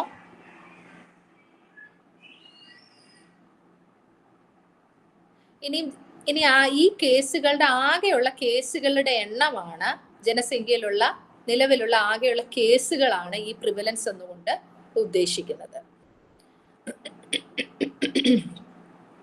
മറ്റത് ഇൻസിഡൻസ് എന്ന് പറയുന്ന പുതിയ രോഗങ്ങളുടെ എണ്ണമാണെങ്കിൽ ഇത് നിലവിലുള്ള ജനസംഖ്യയിലുള്ള ആകെയുള്ള കേസുകളുടെ എണ്ണമാണ് പ്രിവലൻസ് എന്നതുകൊണ്ട് ഉദ്ദേശിക്കുന്നത്. ഇവയിലൂടെ ആരോഗ്യ നയങ്ങളും സേവനങ്ങളും എല്ലാം കൂടുതൽ കൃത്യമായിട്ട് ഇത്തരം കാര്യങ്ങളിലൂടെയാണ് ആരോഗ്യ നയങ്ങളിൽ അല്ലെങ്കിൽ സേവനങ്ങളിലൊക്കെ ഉള്ള കൂടുതലായിട്ടുള്ള ആസൂത്രണം, പ്ലാനിങ് കൊണ്ടുവരാനായിട്ട് സാധിക്കുന്നത് ഇത്തരം കാര്യങ്ങളുടെ ഈ മെഷേഴ്സിന്റെ അറിവുകളോടെയാണ്. ഇനി ഇത് factors affect mortality. Mortality affect ചെയ്യുന്ന ഘടകങ്ങൾ എന്തൊക്കെയാണ്? അതൊന്നും ബയോളജിക്കൽ ഫാക്ടർ ഉണ്ട്. അത് ഡീറ്റെയിൽ ആവശ്യമുണ്ടോ? അത് എല്ലാവർക്കും മനസ്സിലാകുന്നതാണ്. മരണനിരക്ക് ഉണ്ടാകുന്ന എന്തുകൊണ്ടാണ്? പലതരത്തിലുള്ള പോഷകക്കുറവുകൾ കൊണ്ടായേക്കാം, പനി, രോഗലക്ഷണങ്ങൾ കൊണ്ട് കുട്ടികളിലൊക്കെ മരണനിരക്ക് ഉണ്ടാകുന്ന, പ്രായമായവരിലും ചികിത്സകൾ ചിലപ്പോൾ കിട്ടാത്തതായിരിക്കാം, ദീർഘകാല രോഗങ്ങൾ ഉണ്ടായിരിക്കാം, അല്ലെങ്കിൽ പ്രതിരോധശേഷി കുറയുന്നതായിരിക്കാം. ഇതെല്ലാം അതിനെ മരണനിരക്ക് കൂട്ടുന്നതിനുള്ള കാരണമാണ്. പ്രായം ഒരു ഫാക്ടറാണ്. പിന്നെ ഒരു ശാസ്ത്രം പറയുന്നത്, മെഡിക്കൽ സയൻസ് പറയുന്ന ഒരു കാര്യം എന്ന് വെച്ചാൽ സ്ത്രീകൾക്ക് പുരുഷന്മാരെക്കാൾ ആയുർദൈർഘ്യം കൂടുതലാണ്, അല്ലെങ്കിൽ മരണം ഉണ്ടാകുന്നത് കുറവാണെന്നാണ് പറയുന്നത്. സ്ത്രീകൾക്ക് മരണം കുറവാണെന്നാണ് പറയുന്നത്, അല്ലെങ്കിൽ ആയുർദൈർഘ്യം കൂടുതലാണെന്നാണ് ആധുനികമായിട്ടുള്ള ശാസ്ത്രം, അതായത് മെഡിക്കൽ സയൻസ് പറയുന്നത്. പിന്നെ പക്ഷെ മെറ്റേണൽ മോർട്ടാലിറ്റി റേറ്റ് കൂടുതൽ നിൽക്കുന്നുണ്ട്, ആ ഒരു കാര്യത്തിൽ കൂടുതലാണ്. പക്ഷെ അത് ഒഴിച്ചു കഴിഞ്ഞാൽ ആയുർദൈർഘ്യം, ലൈഫ് എക്സ്പെക്റ്റൻസി എന്നുള്ള കാര്യം ശരിക്കും പറഞ്ഞു കഴിഞ്ഞാൽ സ്ത്രീകളിൽ കൂടുതലാണ്.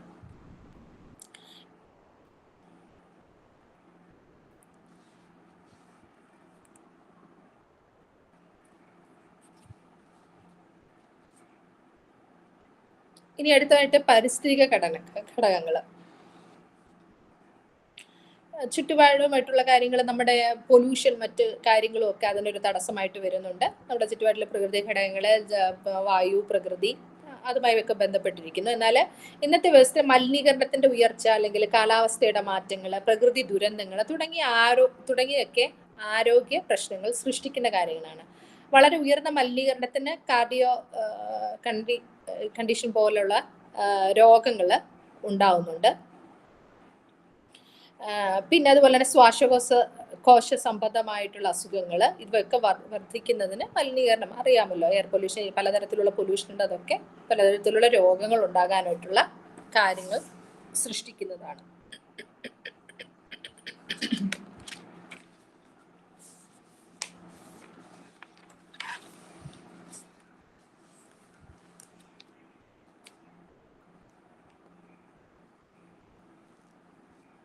പിന്നെ അതുപോലെ തന്നെ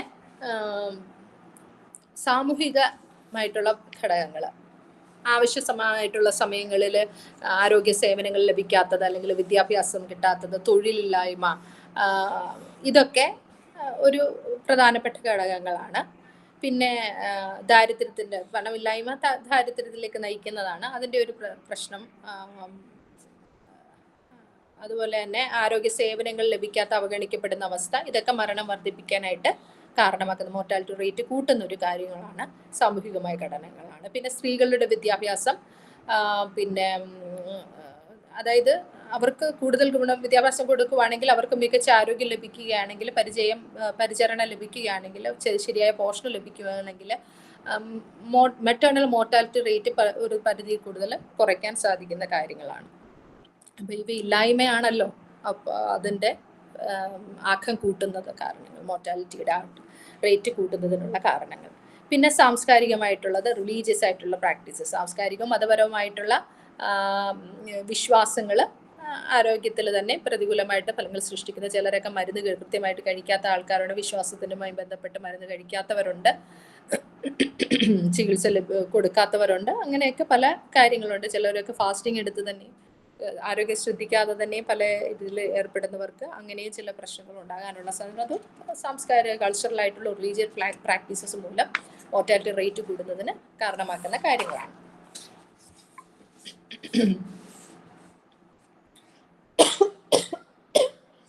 പിന്നെ ഹെൽത്ത് കെയർ ആക്സസ് ലഭിക്കാത്തത് അല്ലെങ്കിൽ അതിൻ്റെ ക്വാളിറ്റി കുറവ്, അത് ഒരു പരിധിയിൽ കൂടുതൽ ഇതിന് തടസ്സം നിൽക്കുന്ന കാര്യങ്ങളാണ്.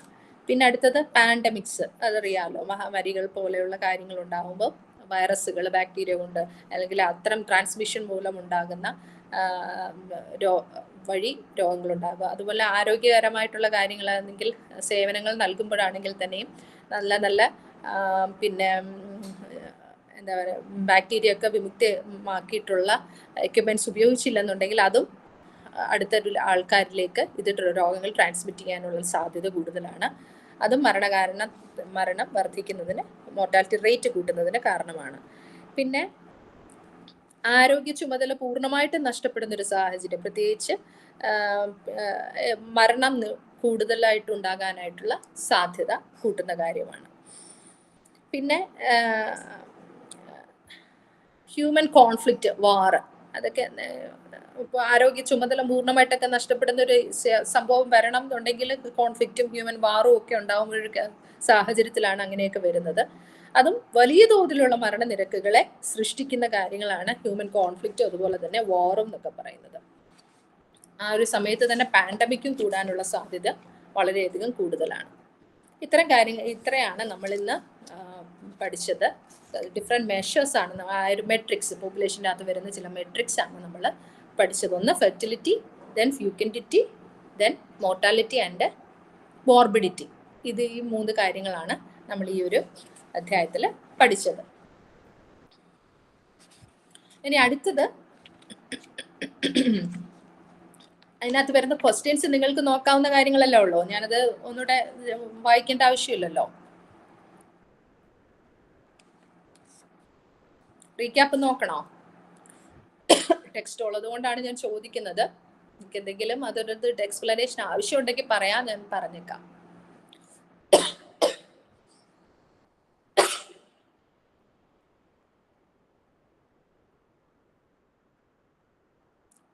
അതായത് ഫെർട്ടിലിറ്റി ഒന്ന് ഓടിച്ച് നമുക്ക് നോക്കാം. ഫെർട്ടിലിറ്റി എന്ന് പറഞ്ഞ് നമ്മൾ ഉദ്ദേശിച്ചത് എന്താണ്? സ്ഥിരമായിട്ടുള്ള സെക്ഷൽ ഇന്റർകോഴ്സിലൂടെ സ്ത്രീയും പുരുഷനും സന്താനങ്ങൾ പ്രജനനം ചെയ്യാനുള്ള ഒരു കഴിവിനെയാണ്, അതിനൊരു ശേഷിയാണ് ഫെർട്ടിലിറ്റി എന്ന് നമ്മൾ പറഞ്ഞു. പിന്നെ ജനന നിരക്കിനെ പറ്റി പറഞ്ഞു. അത് ഫെർട്ടിലിറ്റി റേറ്റ് എന്നത് ഒരു സ്ത്രീയുടെ ജനനയോഗ്യ കാലത്ത് അവൾക്കുണ്ടായേക്കാവുന്ന ശരാശരി കുട്ടികളുടെ എണ്ണമാണ് ഫെർട്ടിലിറ്റി റേറ്റ് എന്ന് പറയുന്നത്. ക്രൂഡ് ബർത്ത് റേറ്റ് ആണെങ്കിലോ ഒരു വർഷത്തിൽ ഓരോ 1000 ജനങ്ങൾക്ക് ഉണ്ടാകുന്ന ജീവിച്ചുള്ള ജനനങ്ങളുടെ എണ്ണമാണ് ക്രൂഡ് ബർത്ത് റേറ്റ് എന്ന് പറയുന്നത്. 1000 ജനനങ്ങൾക്ക് ഉണ്ടാകാവുന്ന ജനനങ്ങളുടെ എണ്ണം ആണ് ക്രൂഡ് ബർത്ത് റേറ്റ് എന്നുള്ളത് കൊണ്ട് ഉദ്ദേശിക്കുന്നത്. അതേ സാധനം തന്നെയാണ് ഓപ്പോസിറ്റ് സൈഡിൽ ഡെത്ത് റേറ്റ് വരുവാണെങ്കിൽ അത് വരുന്നത്. പിന്നെ അടുത്തത് ടോട്ടൽ ഫെർട്ടിലിറ്റി റേറ്റ്. ഇപ്പോഴുള്ള ജനന നിരക്കുകൾ അനുസരിച്ച് ഒരു സ്ത്രീക്ക് ജീവിതത്തിൽ ആകെ എത്ര കുട്ടികളെ പ്രസവിക്കാം എന്നുള്ള ആ ഒരു പ്രതീക്ഷിക്കുന്നത്, അതിനെയാണ് ടോട്ടൽ ഫെർട്ടിലിറ്റി റേറ്റ് എന്നുള്ളത് ഉദ്ദേശിക്കുന്നത്. ഇനി ഇൻഫെർട്ടിലിറ്റി റേറ്റ് ആണെങ്കിൽ, വന്ധ്യത എന്ന് പറയുന്നത് 12 മാസം അല്ലെങ്കിൽ 35 വയസ്സിന് മുകളിലുള്ളവർക്ക് 6 മാസം എന്നാണ് പറയുന്നത്. അല്ലെങ്കിൽ പിന്നെ നോർമൽ പ്രായമാണെങ്കിൽ 12 മാസം സംരക്ഷണമില്ലാതെ തന്നെ, മറ്റ് കോൺട്രാസെപ്റ്റീവ്സ് ഒന്നും ഉപയോഗിക്കാതെ തന്നെ ലൈംഗിക ബന്ധം തുടർന്നിട്ടും ഗർഭം ധരിക്കാൻ പറ്റുന്നില്ല എന്നുണ്ടെങ്കിൽ ആ ഒരു ഇതിനെയാണ് ഇൻഫെർട്ടിലിറ്റി എന്നുകൊണ്ട് ഉദ്ദേശിക്കുന്നത്. സബ് ഫെർട്ടിലിറ്റി ആണെങ്കിലോ ഗർഭധാരണ സാധ്യമായെങ്കിലും വലിയ സമയം എടുക്കുന്നതിനെയാണ്. അപ്പം അത് ചിലപ്പം സ്പേമിൻ്റെ കുറവോ അല്ലെങ്കിൽ പിന്നെ ഓവുലേഷൻ്റെ നോർമൽ അല്ലാത്തത് കൊണ്ടോ അല്ലെങ്കിൽ ഏജ് തുടങ്ങിയ കാര്യങ്ങളെല്ലാം സബ് ഫെർട്ടിലിറ്റിയെ ബാധിക്കുന്ന ഒരു കാര്യമാണ്. ആദ്യത്തെ കുട്ടി ഉണ്ടായി അത് കഴിഞ്ഞിട്ട് കുറേ താമസം കഴിഞ്ഞിട്ടായിരിക്കും ചിലപ്പോൾ അടുത്ത കുട്ടി ഉണ്ടാവുന്നത്, അല്ലെങ്കിൽ ഇത്തരം താമസം വരുന്നത്, ഈ വലിയൊരു താമസം എടുക്കുന്നതിനെയാണ് സബ് ഫെർട്ടിലിറ്റി കൊണ്ട് ഉദ്ദേശിക്കുന്നത്. അത് അതായത് ഫെർട്ടിലിറ്റി ഇല്ലാത്ത അവസ്ഥയല്ല, പക്ഷെ അത് അതിനൊരു കുറവ്, താഴ്ന്ന ജനനശേഷിയായിട്ടോ ഒക്കെ നമുക്കതിനെ പറയാം. ഇനി ജനന പരിവർത്തനം അഥവാ ഫെർട്ടിലിറ്റി ട്രാൻസിഷൻ. ഒരു സമൂഹം ഉയർന്ന ജനന നിരക്കിൽ നിന്ന് താഴ്ന്ന ജനന നിരക്കിലേക്ക് മാറുന്ന സാമൂഹിക പരിഷ്കരണ പ്രക്രിയയാണ് ഫെർട്ടിലിറ്റി ട്രാൻസിഷൻ കൊണ്ട് ഉദ്ദേശിക്കുന്നത്. പിന്നെ അടുത്തത് അസിസ്റ്റഡ് റിപ്രൊഡക്റ്റീവ് ടെക്നോളജീസ്. അതറിയാലോ, മറ്റ് ഗർഭധാരണത്തിനായിട്ട് വൈദ്യശാസ്ത്ര സാങ്കേതിക വിദ്യകളൊക്കെ IVF മുതൽ IUI പോലുള്ള കാര്യങ്ങളൊക്കെ ഉപയോഗിക്കുന്നതാണ് assisted reproductive technologies, ART. Then replacement level fertility. ഓരോ തലമുറയും മറ്റൊരു തലമുറയെ പകരം വയ്ക്കാൻ ആവശ്യമായ ശരാശരി ജനന നിരക്കിനെയാണ് ഇതൊരു റീപ്ലേസ്മെന്റ് ലെവൽ ഫെർട്ടിലിറ്റി എന്ന് പറയുന്നത്. ദെൻ പാരിറ്റി, ഗർഭധാരണ എണ്ണമാണ് ഇതിനകത്ത് പറയുന്നത്. ഒരു സ്ത്രീക്ക് എത്ര പ്രസവങ്ങൾ നടത്തിയിട്ടുണ്ട് എന്നുള്ളത് കുഞ്ഞിന്റെ ജീവിത നിലയെ അടിസ്ഥാനമാക്കിയുള്ളതല്ല, പക്ഷെ എത്ര പ്രസവം നടന്നിട്ടുണ്ട് എന്നുള്ളത്, ഫസ്റ്റ് ആണോ സെക്കൻഡ് ആണോ ഇങ്ങനെ പറയില്ലേ, അതുപോലെ അത് എത്ര വെണ്ണം ഉണ്ട് എന്നുള്ളതിനെയാണ് പാരിറ്റി എന്നുള്ളത് കൊണ്ട് ഉദ്ദേശിക്കുന്നത്. പിന്നെ സ്റ്റിൽ ബർത്ത്, 28 ആഴ്ച കഴിഞ്ഞിട്ടും കുഞ്ഞ് ജനിക്കുന്നതിന് മുമ്പ് മരിക്കുന്നില്ലേ, ജനനത്തിന് മുമ്പോ അല്ലെങ്കിൽ ആ സമയത്തോ ഒക്കെ കുഞ്ഞ് മരിക്കുന്ന ഒരവസ്ഥയിൽ 28 ആഴ്ച കഴിഞ്ഞിട്ടുള്ള അതിനെയാണ് സ്റ്റിൽ ബർത്ത് എന്ന് പറയുന്നത്, അല്ലെങ്കിൽ മരണ സമയത്ത് മരിക്കുന്നതിന്. പിന്നെ അടുത്തത് ലൈവ് ബർത്ത്. കുഞ്ഞ് ജനിക്കുമ്പോൾ അത് ശ്വാസവും ഹൃദയമെടുപ്പോ കാണിച്ചിട്ടുണ്ടെങ്കിൽ അതിനെ ലൈവ് ബർത്ത് എന്ന് വിളിക്കുന്നു. പിന്നെ ഫെർട്ടിലിറ്റിയെ ബാധിക്കുന്ന ജൈവ ഘടകങ്ങളെ പറ്റി നമ്മൾ പറഞ്ഞു. പ്രായം, ഹോർമോണുകളുടെ നില, പിന്നെ എഗ്ഗിൻ്റെ ക്വാളിറ്റി, സ്പേമിൻ്റെ ക്വാളിറ്റി, ആരോഗ്യ പ്രശ്നങ്ങൾ, ഇതൊക്കെ ഫെർട്ടിലിറ്റിയെ ബാധിക്കുന്ന ഘടകങ്ങളാണെന്ന് പറഞ്ഞു. വിദ്യാഭ്യാസം, കുടുംബ നിയന്ത്രണം, ജനന നിയന്ത്രണ മാർഗങ്ങൾ, ചെറിയ കുടുംബത്തിൻ്റെ ആനുകൂല്യങ്ങൾ എന്നിവയെക്കുറിച്ചുള്ള ബോധവൽക്കരണം ഒക്കെ, ഫാമിലി പ്ലാനിംഗ് ഒക്കെ ജനന നിരക്കിന് കുറയ്ക്കുന്നതിന് സഹായിക്കുന്ന കാര്യങ്ങളാണ്. പിന്നെ മോർട്ടാലിറ്റി, ജനസംഖ്യയിൽ മരണത്തിൻ്റെ എത്രത്തോളം ഉണ്ട് എന്നുള്ളതാണ് മരണനിരക്ക് കൊണ്ട് ഉദ്ദേശിക്കുന്നത്. പിന്നെ മോർബിഡിറ്റി, വ്യക്തിയിലോ അല്ലെങ്കിൽ ജനസംഖ്യയിലോ നടക്കുന്ന രോഗത്തിന്റെ അവസ്ഥകളാണ്. ഇത് ഇൻസിഡൻസ്, പുതിയ കേസുകളാണ് അതിന് ഇൻസിഡൻസ് എന്നും അതിനോടൊപ്പം പ്രിവലൻസ്, ആകെയുള്ള കേസുകളെ പ്രിവലൻസ് എന്നുകൊണ്ടും അളക്കുന്നു.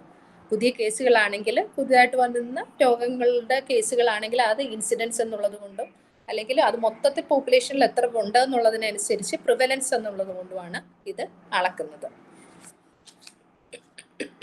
ഇത്രയാണ് ഫസ്റ്റ് ചാപ്റ്റർ നമ്മൾ പഠിച്ചത്. ശ്രദ്ധിച്ചിരുന്നാൽ മനസ്സിലാവുന്നതേ ഉള്ളൂ. നമുക്ക് ഈസിയായിട്ട് എഴുതാൻ പറ്റുന്നൊരു വിഷയമാണ് ഈ പോപ്പുലേഷൻ സ്റ്റഡീസ് എന്നുള്ളത്. ദെൻ സെക്കൻഡ് ചാപ്റ്റർ ആണ് യൂണിറ്റ് 2.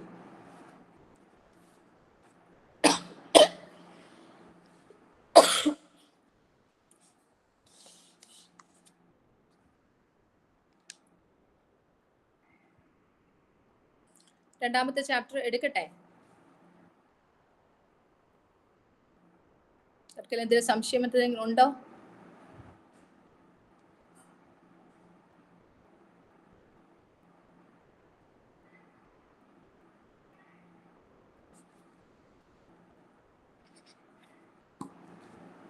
അവർക്ക് എന്തെങ്കിലും സംശയം ഉണ്ടെങ്കിൽ ചോദിക്കണേ. ഇല്ല എന്ന് ഞാൻ കരുതുന്നു. Okay, unit 2 migration and demography എന്നുള്ള ചാപ്റ്റർ ആണ് നമ്മൾ എടുക്കുന്നത്. രണ്ടാമത്തെ ബ്ലോക്ക് 4 രണ്ടാമത്തെ യൂണിറ്റ് ആണ് മൈഗ്രേഷൻ ആൻഡ് ഡെമോഗ്രഫി, അല്ലെങ്കിൽ കുടിയേറ്റം, ജനസംഖ്യാശാസ്ത്രം. ഡെമോഗ്രഫി എന്ന് പറഞ്ഞാൽ എന്താണെന്ന് അറിയാലോ? ഡെമോഗ്രഫി എന്ന് പറഞ്ഞു കഴിഞ്ഞാൽ ജനസംഖ്യയെ കുറിച്ചിട്ടുള്ള പഠനമാണ്, ശാസ്ത്രമാണ്. എന്ത്? സ്റ്റഡി ഓഫ് പോപ്പുലേഷൻ, അല്ലെങ്കിൽ ജനസംഖ്യയെ കുറിച്ചിട്ടുള്ള ശാസ്ത്രശാഖയാണ് ഡെമോഗ്രഫി എന്ന് പറയുന്നത്. മൈഗ്രേഷൻ അറിയാലോ, കുടിയേറ്റം.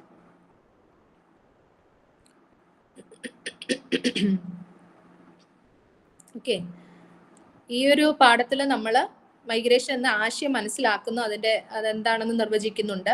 പിന്നെ അതുപോലെ തന്നെ ആഗോള, ദേശീയ, പ്രാദേശിക തലങ്ങളിലുള്ള മൈഗ്രേഷൻ എന്നതിനെ പറ്റി, ആ പ്രവണതകളെ പറ്റിയൊക്കെ വിശകലനം ചെയ്യുന്നുണ്ട്. പിന്നെ മൈഗ്രേഷന്റെ സാമൂഹികപരമായ ഫലങ്ങളെ ഒരു ക്രിട്ടിക്കലി നമ്മൾ ഇവാലുവേറ്റ് ചെയ്യുകയും കൂടെ ചെയ്യുന്നുണ്ട്.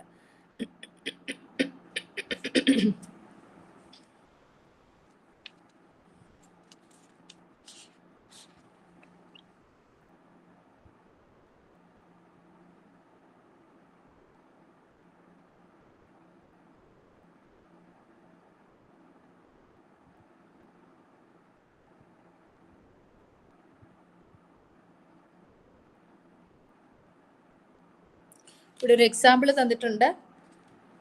ഒരു വീട്ടിലുള്ള 2 പേര് പഠനത്തിന് ശേഷം പിന്നെ ഒരിടത്ത് താമസിക്കുകയായിരുന്നു. അതിൽ നിന്ന് ഒരാള് വിദേശത്തേക്ക് പോകുന്നു, മറ്റൊരാള്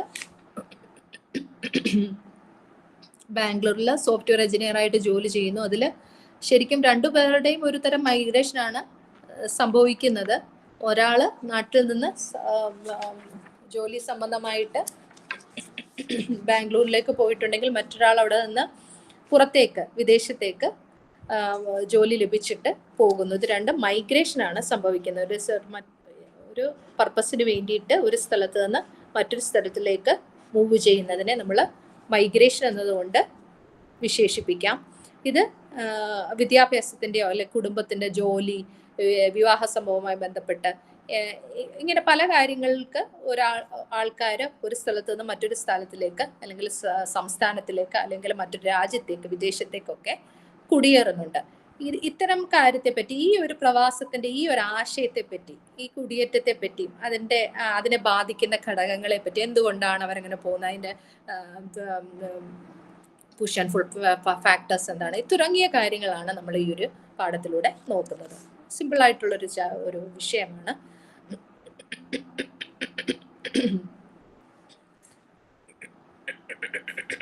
പലതരം പുഷ് ഫാക്ടേഴ്സും പുൾ ഫാക്ടേഴ്സും ഉണ്ട്. പുഷ് ഫാക്ടേഴ്സ് എന്ന് പറഞ്ഞാൽ അവരത് നിർബന്ധിതരാകുകയാണ്.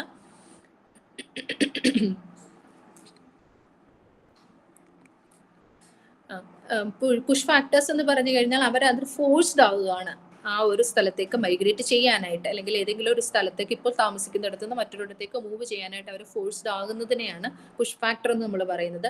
പുൾ ഫാക്ടർ എന്ന് പറഞ്ഞാൽ അവരെ അട്രാക്ട് ചെയ്യുന്ന ഫാക്ടേഴ്സ് ആണ് പുൾ ഫാക്ടേഴ്സ് എന്ന് പറയുന്നത്. അവിടെ പോകാനായിട്ട്, അതായത് നല്ല വിദ്യാഭ്യാസത്തിനായിട്ട് പോകുന്നതിന് അല്ലെങ്കിൽ നല്ല ജോലി കിട്ടുകയായിട്ട് പോകുന്ന ആൾക്കാര്,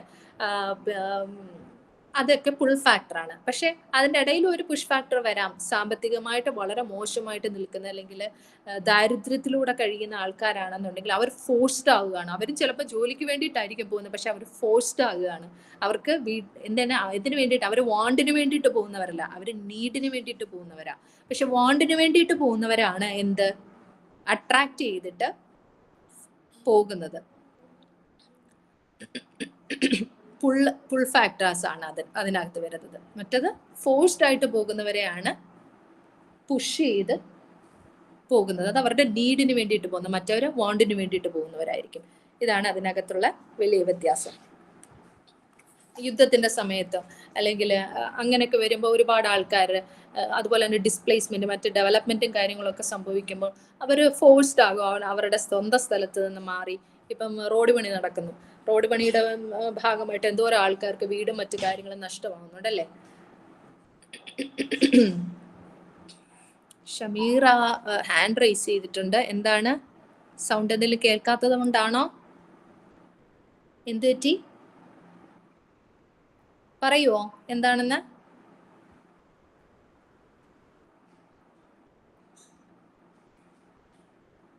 മെസ്സേജ് ഇട്ടിരുന്നാലും മതി.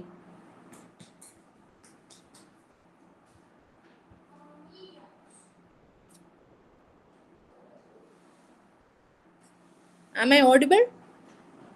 ഞാൻ പറയുന്നത് നിങ്ങൾക്ക് കേൾക്കാൻ പറ്റുന്നുണ്ടോ? കേൾക്കുന്നു എന്നാണ് ഞാൻ വിശ്വസിക്കുന്നത്. ഹാൻഡ് റൈസ് ചെയ്തതുപോലെ തോന്നിയത്, അതുകൊണ്ടാണ് ഞാൻ ചോദിച്ചത് എന്താണെന്നുള്ളത്. അപ്പം ഇത്തരം ഡിസ്പ്ലേസ്മെന്റുകളിലൂടെ അവർ അവിടെ നിന്ന് മാറി താമസിക്കാനായിട്ട് അവർ നിർബന്ധിത, അവരുടെ ഇഷ്ടപ്രകാരമല്ല, അവർക്ക് അവിടെ നിന്ന് മാറി താമസിക്കേണ്ടി വരുന്നുണ്ട്. അത്തരമുള്ള അവസ്ഥകൾ ഇതിനകത്ത് വരുന്നത്. അപ്പം മൈഗ്രേഷൻ എന്ന് പറയുന്നത് പല ഘടകങ്ങളെ ആശ്രയിച്ചാണ് ഇരിക്കുന്നത്. അതൊരു സ്വാഭാവികമായിട്ട് നടക്കുന്ന കാര്യങ്ങളല്ല, എന്നാൽ വളരെ പണ്ട് മുതലേ നടന്നു വരുന്നൊരു കാര്യമാണ് ഈ കുടിയേറ്റം എന്നുള്ളത്.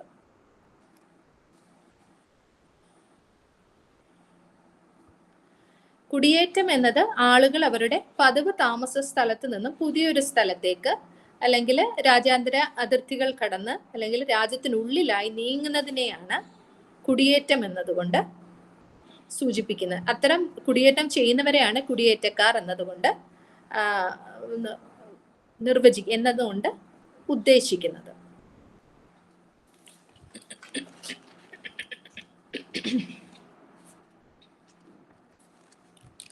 എന്താണ് migration? Refers to the movement of people from the usual place of residence to a new location, either across international borders or within a country.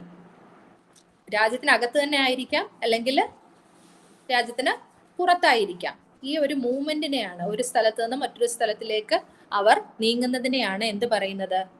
Migration എന്നതുകൊണ്ട് പറയുന്നത്. ഇനി ഐക്യരാഷ്ട്രസഭയാണെങ്കിൽ UN അതിനെ പറയുന്നത് 12 മാസത്തിലധികം സ്വദേശത്ത് നിന്ന് പുറത്ത് മറ്റൊരു ഇടത്തേക്ക് ഒരാൾ താമസിക്കുന്ന ആളെ 12 മാസത്തിലധികം, അതായത് 1 വർഷത്തിലധികം താമസിക്കുന്നതിനെ ആൾക്കാരെ എന്ത് പറയും? ദീർഘകാല കുടിയേറ്റക്കാരായിട്ട് ഒരു UN അവരെ സംബോധന ചെയ്യുന്നുണ്ട്.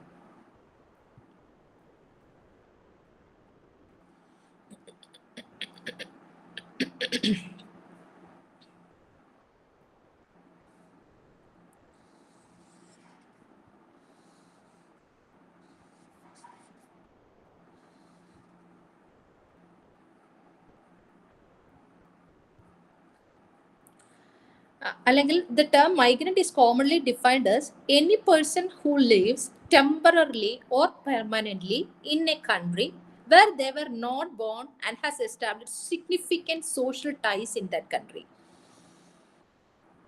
അതായത് കുടിയേറ്റക്കാരെന്ന് പറയുന്നത് ആരെ? മൈഗ്രന്റ് എന്ന് വിശേഷിപ്പിക്കുന്നത് ആരെയാണ്?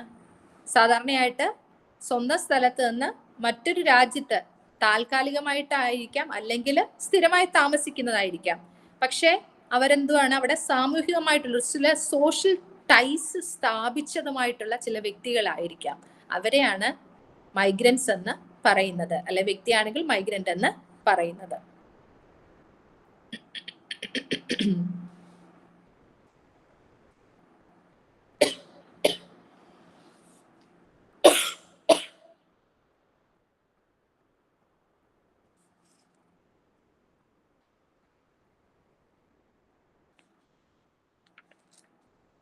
ഇനി ഈ മൈഗ്രേഷന് പിന്നിലുള്ള കാര്യങ്ങൾ എന്തൊക്കെയാണെന്നുള്ളത് നമുക്ക് നോക്കാം.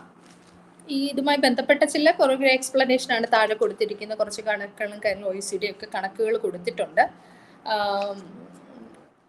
അതിനകത്ത് പ്രധാനമായിട്ടുള്ള പോയിന്റുകളാണ് നമ്മൾ ചർച്ച ചെയ്യുന്നത്. ഇനി എന്തൊക്കെ കാരണങ്ങളായിരിക്കാം? Why people migrate, the reason why people migrate എന്തൊക്കെയായിരിക്കാം? What are the reasons? For better employment opportunities, നല്ലൊരു തൊഴിലവസരങ്ങൾക്ക് വേണ്ടിയിട്ട് പോകുന്നവരുണ്ടാകാം. നമ്മൾ നേരത്തെ ചർച്ച ചെയ്തത് നമുക്ക് ചിന്തിച്ചാൽ കിട്ടുന്ന കാര്യങ്ങളാണ്. അല്ലെങ്കിൽ എഡ്യൂക്കേഷൻ, വിദ്യാഭ്യാസത്തിന് വേണ്ടിയിട്ട് പോകുന്നത്, അല്ലെങ്കിൽ to overcome poverty and improve quality of life. എന്തിനു വേണ്ടിയിട്ടാണ്? ദാരിദ്ര്യം മറികടക്കണം, പിന്നെ അതുപോലെ തന്നെ അവരുടെ ജീവിത നിലവാരം മെച്ചപ്പെടുത്താൻ വേണ്ടിയിട്ട്. പിന്നെ അല്ലെങ്കിൽ for security and safety reason, യുദ്ധവും മറ്റു കാര്യങ്ങളൊക്കെ വരുമ്പോഴാണ് ഇത് മെയിനായിട്ട് നമ്മൾ അറിയുന്നത്. ഫോർ സെക്യൂരിറ്റി റീസണിന് വേണ്ടിയിട്ടുള്ള സേഫ്റ്റിക്ക് വേണ്ടിയിട്ട് മാറുന്നവരും ഉണ്ടാവാം. പിന്നെ ഒറ്റപ്പെട്ട സ്ഥലങ്ങളിൽ താമസിക്കുന്നത്, കുറച്ചൊക്കെ പൈസ ഉള്ളവരാണെന്നുണ്ടെങ്കിൽ ഫ്ലാറ്റൊക്കെ നോക്കി ഫ്ലാറ്റിനകത്തൊക്കെ ഒരു ഗേറ്റഡ് കമ്മ്യൂണിറ്റി ആകുമ്പോൾ അവർക്ക് കുറച്ചും കൂടി പ്രൊട്ടക്ഷൻ കിട്ടും എന്നുള്ള രീതിയിൽ അങ്ങനെ മാറുന്ന ആൾക്കാരും ഉണ്ട്. അതാണെങ്കിൽ ഈ പറഞ്ഞ പോലുള്ള ഒരു വലിയൊരു നെസസിറ്റി അല്ല, പക്ഷെ എന്നാലും അവർക്കൊരു സേഫ്റ്റിയുടെ ഇഷ്യൂ അവർക്ക് വരുന്നത് കൊണ്ട്, അതായത് പുറമേ ഉള്ള ഒരു പ്രശ്നം കൊണ്ടല്ലാതെ തന്നെ അവർക്ക് മാറാൻ അതും ഒരു നിർബന്ധിതമായിട്ട് മാറുന്ന ഒരവസ്ഥയാണ്. പിന്നെ marriage and family reunification. Marriage, ഏറ്റവും കൂടുതൽ സ്ത്രീകളിലും മൈഗ്രേഷൻ സംഭവിക്കുന്നതിന്റെ കാരണമായിട്ട് പറയുന്ന കാരണം എന്താണ്? മാരേജ് ആണ്.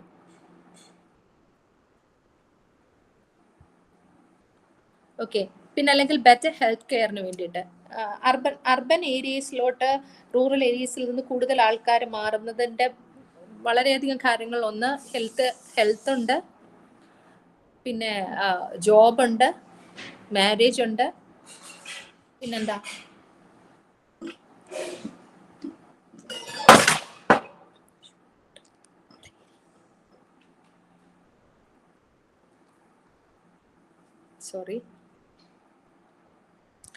ബെറ്റർ ഹെൽത്ത് ഓപ്പർച്യൂണിറ്റീസ് കിട്ടാൻ വേണ്ടിയിട്ട്, അല്ലെങ്കിൽ ബെറ്റർ എംപ്ലോയ്മെന്റ് ഓപ്പർച്യൂണിറ്റീസിന് വേണ്ടിയിട്ട്, എഡ്യൂക്കേഷന് വേണ്ടിയിട്ട്, തുടങ്ങിയ കാര്യങ്ങൾക്ക് വേണ്ടിയിട്ട് റൂറലിൽ നിന്ന് അർബൻ സൈഡിലോട്ടൊക്കെ കൂടുതൽ ഫെസിലിറ്റീസിന് വേണ്ടിയിട്ട് ലൈഫ് സ്റ്റൈൽ ഇമ്പ്രൂവ് ചെയ്യാൻ വേണ്ടിയിട്ട്, ക്വാളിറ്റി ഓഫ് ലൈഫിന് വേണ്ടിയിട്ട് ആൾക്കാർ മാറുന്നവരും ഉണ്ട്.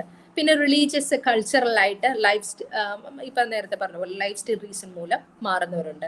പിന്നെ പൊളിറ്റിക്കൽ ഇൻസ്റ്റബിലിറ്റി മൂലമൊക്കെ ഉണ്ടാവുന്ന ഒരു സമയത്ത് അത് കലാപങ്ങളൊക്കെ ഉണ്ടാവത്തില്ലേ, അല്ലെങ്കിൽ രാഷ്ട്രീയമായിട്ടുള്ള അസ്ഥിരതയൊക്കെ ഉണ്ടാവുന്ന ഒരു സമയം, അത്തരം കാര്യങ്ങളിലൂടെ ഉണ്ടാവുന്നുണ്ട്. ഇപ്പൊ തന്നെ നമ്മുടെ പാകിസ്ഥാനും ഇന്ത്യയും തമ്മിലുള്ള കാര്യങ്ങൾ നടക്കുമ്പോൾ നമ്മൾ വിചാരിക്കും പിന്നെ നമ്മുടെ ഒരു അവർ കയറി ആക്രമിച്ചത് കൊണ്ടല്ലേ തിരിച്ച് പ്രതികരിച്ചത്, യുദ്ധം നമ്മൾ അതിപ്പോൾ തിരിച്ചൊന്ന് ചെയ്യണ്ടേ, അല്ലെങ്കിൽ പിന്നെ നമ്മൾ വെറുതെ ഇരുന്നാൽ പറ്റുമോ എന്നൊക്കെ ചോദിക്കുമ്പോഴും ഇതിൻ്റെയൊക്കെ ഭവിഷ്യത്ത് എന്ന് പറഞ്ഞത് ടോട്ടൽ ഡിസ്ട്രക്ഷൻ ആണ്. ആരെങ്കിലും ഒരു ന്യൂക്ലിയർ ഇത് ഉപയോഗിച്ചിട്ടുണ്ടെങ്കിൽ ടോട്ടൽ ഡിസ്ട്രക്ഷൻ ആണ് രണ്ട് രാജ്യത്തിനും സംഭവിക്കാൻ പോകുന്നത്. അല്ലാതെ നമ്മളുടെ ആംസിന്റെ അമ്യൂസ്മെന്റ് പവർ കാണിച്ചിട്ട് കാര്യമില്ല. റിറ്റാലിയേഷൻ സ്റ്റൈലാണെന്നോ ഒന്നൊന്നും നമ്മൾ പറഞ്ഞിട്ട് കാര്യമില്ല. ഇത്തരം കാര്യങ്ങൾ ഉണ്ടാവും. അപ്പൊ അത്തരം സംഭവങ്ങൾ വരുമ്പോൾ നമ്മളൊന്നും നമ്മുടെ ഒരു ജീവിതത്തിൽ നേരിട്ട് അനുഭവിച്ചിട്ടില്ലാത്തത് കൊണ്ട് നമുക്ക് അതിൻ്റെതായിട്ടുള്ളൊരു എന്താ പറയാ, അതിന്റെ ഡെപ്ത് നമുക്കറിയത്തില്ല. പക്ഷെ ഇൻ കേസ് അങ്ങനെയൊക്കെ സംഭവിച്ചു കഴിഞ്ഞാൽ ഈ ഒരു ആൾക്കാർ ഓടി മാറേണ്ടതായിട്ടുള്ള അവസ്ഥയൊക്കെ വരാൻ സാധ്യതയുണ്ട്. അതുകൊണ്ടാണ് യുദ്ധം ഒഴിവാക്കണം എന്നൊക്കെ നമ്മൾ പറയുന്നത്. പിന്നെ അതുപോലെ തന്നെ പ്രകൃതി ദുരന്തങ്ങൾ. പ്രകൃതി ദുരന്തം എന്ന് പറയുന്നതിൽ പ്രകൃതിയും ആയിട്ടുണ്ടാകുന്ന നാച്ചുറലായിട്ടുണ്ടാകുന്ന ദുരന്തം. വാർ എന്ന് പറയുന്നത് എന്താ, മാൻമെയ്ഡ് ഡിസാസ്റ്റർ ആണ്. അപ്പോൾ മനുഷ്യരായിട്ടുണ്ടാകുന്ന ഡിസാസ്റ്റേഴ്സ് കുറയ്ക്കേണ്ടതിന്റെ ആവശ്യകത എന്ന് പറയുന്നത് ഇത്തരം ടോട്ടൽ ഡിസ്ട്രക്ഷൻ ആണ്, ഉണ്ടാകാതിരിക്കാൻ വേണ്ടിയിട്ടാണ്. പിന്നെ വിവേചനം പോലുള്ളത്, സാമൂഹികമായിട്ടുള്ള അതൊക്കെ കുറച്ച് ചില ആൾക്കാരുണ്ടാവാൻ പാടില്ല എന്നൊക്കെ ഉള്ളതുണ്ടല്ലോ. പണ്ടൊക്കെ അൺടച്ചബിലിറ്റി ഒക്കെ നിലനിന്നിരുന്ന സമയത്ത് വളരെ കൂടുതലായിട്ടുണ്ട്. ഇപ്പോഴും പുറമേ ആരും കാണിക്കുന്നില്ല ഇത് തോന്നുന്നെങ്കിൽ, അധികം ആരും അറിയപ്പെടുന്നില്ലെങ്കിലും പല സ്ഥലങ്ങളിലും നടക്കുന്ന കാര്യമാണ് ഇത്തരം ഡിസ്ക്രിമിനേഷനും ഡിസ്ഹാർമണിയും ഒക്കെ.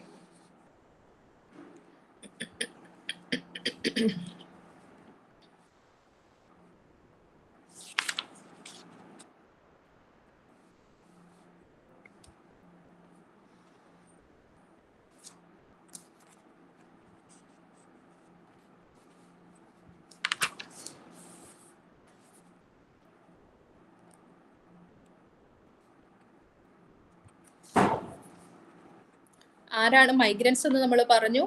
Individuals outside the territory of the home state without its legal protection living in another state. Human rights rapporteurs പറഞ്ഞിരിക്കുന്ന special report of commission of human rights suggest ചെയ്തിരിക്കുന്നതാണ് ആരാണ് മൈഗ്രന്റ് എന്ന് പറയുന്നത്. Individuals outside the territory of their home state without its legal protection living in another state. ആരാണ്? നിങ്ങൾ ഞാൻ പറയുന്നത് ശ്രദ്ധിക്കുന്നുണ്ടോ?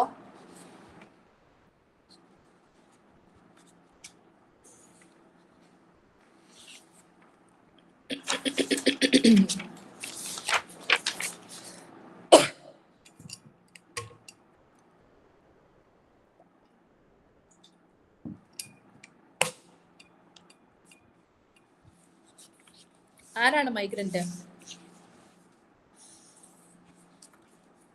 Human rights കമ്മീഷന്റെ സ്പെഷ്യൽ റിപ്പോർട്ട് നിർദ്ദേശിച്ചത് പ്രകാരം മൈഗ്രന്റ് എന്ന് പറയുന്നത് individuals outside the territory of the home state, സ്വന്തം രാജ്യത്തിന് പുറത്ത് താമസിക്കുന്നവര്, വിത്തൗട്ട് ഇറ്റ്സ് ലീഗൽ പ്രൊട്ടക്ഷൻ, അവരുടെ ലീഗൽ പ്രൊട്ടക്ഷൻ ഇല്ലാതെ തന്നെ മറ്റൊരു സ്റ്റേറ്റില് മറ്റൊരു രാജ്യത്ത് താമസിക്കുന്ന ആൾക്കാരെയാണ് എന്ത് പറയുന്നത്, മൈഗ്രന്റ് എന്ന് പറയുന്നതെന്ന് പറയുന്നു. പിന്നെ those without legal recognition in the host state, example not naturalised or not granted refugee status. സ്വന്തം രാജ്യത്തിന്റെ നിയമപരമായ അംഗീകാരമില്ല, ആ താമസിക്കുന്ന രാജ്യത്തിന്റെ തന്നെ അവരെവിടെയാണോ താമസിക്കുന്നത് അവിടുത്തെ നിയമപരമായ അംഗീകാരമില്ലാത്തവര്, അതായത് ഈ അഭയാർത്ഥി പോലുള്ള ആൾക്കാരൊക്കെ ഉണ്ടല്ലോ, അല്ലെങ്കിൽ പൗരത്വം ഇല്ലാത്ത ആൾക്കാര്, അവരെയൊക്കെയാണ്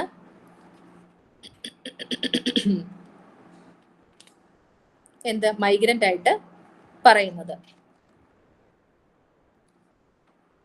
പിന്നെ അതുപോലെ തന്നെ those who lack protection of rights through diplomatic agreements, visas or other legal means. എന്തിന്റെ നേരത്തെ പറഞ്ഞ പോലെ തന്നെ പ്രൊട്ടക്ഷൻ ഓഫ് റൈറ്റ്സിന്റെ പ്രൊട്ടക്ഷൻ ഇല്ലാത്തവര്, ഡിപ്ലോമാറ്റിക് എഗ്രിമെന്റ്സിലോ വിസയുടെ ഒക്കെ മൂലമുള്ള പ്രൊട്ടക്ഷൻ ഇല്ലാത്തവര്, അല്ലെങ്കിൽ ലീഗലായിട്ടുള്ള പ്രൊട്ടക്ഷൻ ഇല്ലാത്ത ആൾക്കാരുമാണ് മൈഗ്രൻസ് എന്ന് പറയുന്നത്. നിയമപരമായ സംരക്ഷണം ഇല്ലാത്തവര്. ഈ ടൈപ്സ് ഓഫ് മൈഗ്രേഷൻ എന്തൊക്കെയാണ്? ഇന്റേണൽ മൈഗ്രേഷൻ ഉണ്ട്, ഇന്റർനാഷണൽ മൈഗ്രേഷൻ ഉണ്ട്. ഇന്റേണൽ ആകുമ്പം വിതിൻ എ കൺട്രി ആണെങ്കിൽ ഇന്റേണൽ മൈഗ്രേഷൻ എന്ന് പറയും. അത് ചിലപ്പം പ്രൊവിൻസ് ആയിരിക്കാം, ഡിസ്ട്രിക്റ്റ് ആയിരിക്കാം, സിറ്റീസ് ആയിരിക്കാം. ഇതൊക്കെ ഇന്റേണൽ മൈഗ്രേഷൻ ആണ്.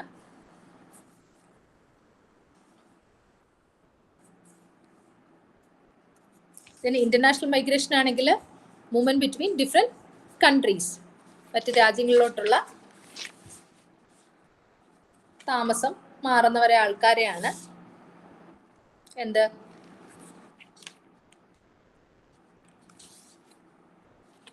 ഇന്റർനാഷണൽ മൈഗ്രൻസ് എന്ന് പറയുന്നത്. ഇനി എന്താണ് what is not considered migration? ചില ആൾക്കാർ മാറും, പക്ഷെ അവരെ അതിനൊരു മൈഗ്രേഷൻ ആയിട്ട് കാണത്തില്ല. അതെന്താ? ടൂറിസം പോലുള്ള ചില കാര്യങ്ങൾക്ക് വേണ്ടിയിട്ട് പോകുന്നവര്, കാഴ്ചക്ക് വിസിറ്റിംഗ് വിസയ്ക്കൊക്കെ പോകുന്നവരൊന്നും മൈഗ്രൻസ് ആയിട്ട് ആരും കണക്കാക്കത്തില്ല. അതുപോലെ organised relocations, passive recipients, state sponsored transfer of refugees തുടങ്ങിയ ആൾക്കാരെ ഒന്നും എന്ത് സംഘടിതമായിട്ട് ഇപ്പൊ എമർജൻസി കേസുകളിലൊക്കെ കൊണ്ടുവന്ന് താമസിപ്പിക്കുന്ന ആൾക്കാരുണ്ടല്ലോ, സുരക്ഷിതമായിട്ട് സ്ഥാനത്ത്. ഇപ്പൊ വാർ നടക്കുമ്പോൾ അവരെ രക്ഷിക്കാൻ വേണ്ടിയിട്ട് കുറച്ച് കൊണ്ട് താമസിക്കുന്ന അവരെയൊന്നും ഒരു മൈഗ്രന്റ് ആയിട്ട് ആരും കണക്കാക്കത്തില്ല. ഇനി വിദേശത്തോട്ട് പോകുന്ന, അതായത് എമിഗ്രേഷൻ ഉണ്ട്, ഇമിഗ്രേഷൻ ഉണ്ട്.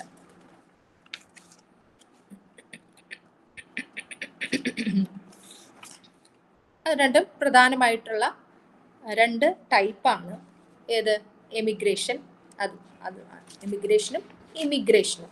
എന്താണ് എമിഗ്രേഷൻ, എന്താണ് ഇമിഗ്രേഷൻ?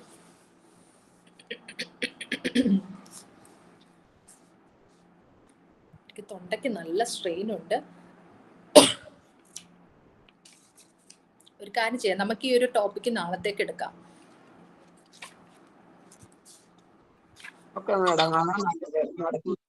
നല്ല പ്രശ്നമുണ്ട്.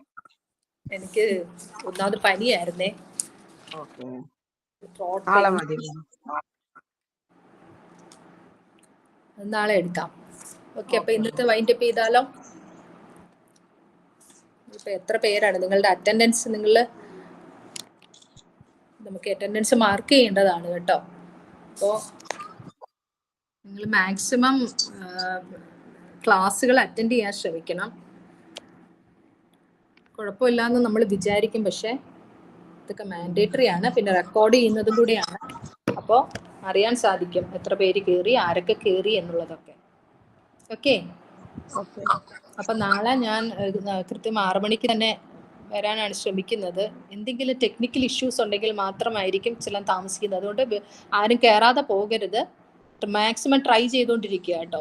എന്തെങ്കിലുമൊക്കെ ടെക്നിക്കൽ എറർ, ചിലപ്പോൾ ഓൺലൈൻ ആയതുകൊണ്ട് സ്വാഭാവികമാണ്, അപ്പോൾ മാത്രമായിരിക്കും ചിലപ്പോൾ ലേറ്റ് ആവുന്നത്. മാക്സിമം നിങ്ങൾ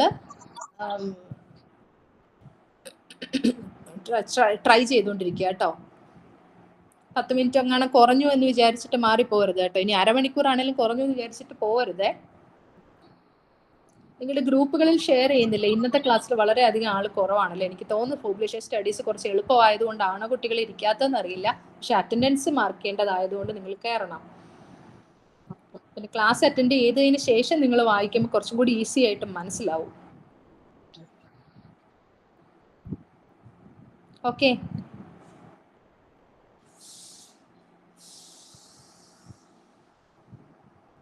ഓക്കെ, എന്നാ വൈൻഡപ്പ് ചെയ്യാൻ. എല്ലാവർക്കും നാളെ കാണാം. Okay ma'am, thank you.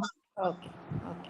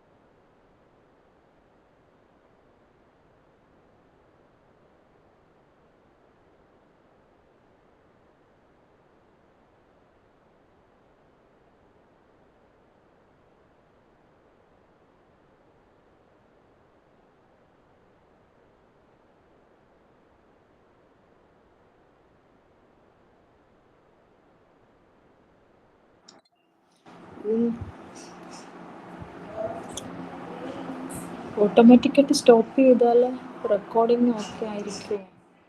Recording will be saved in image physiology recording folder. Okay, അപ്പോൾ ഓട്ടോമാറ്റിക് ആയിക്കോളും.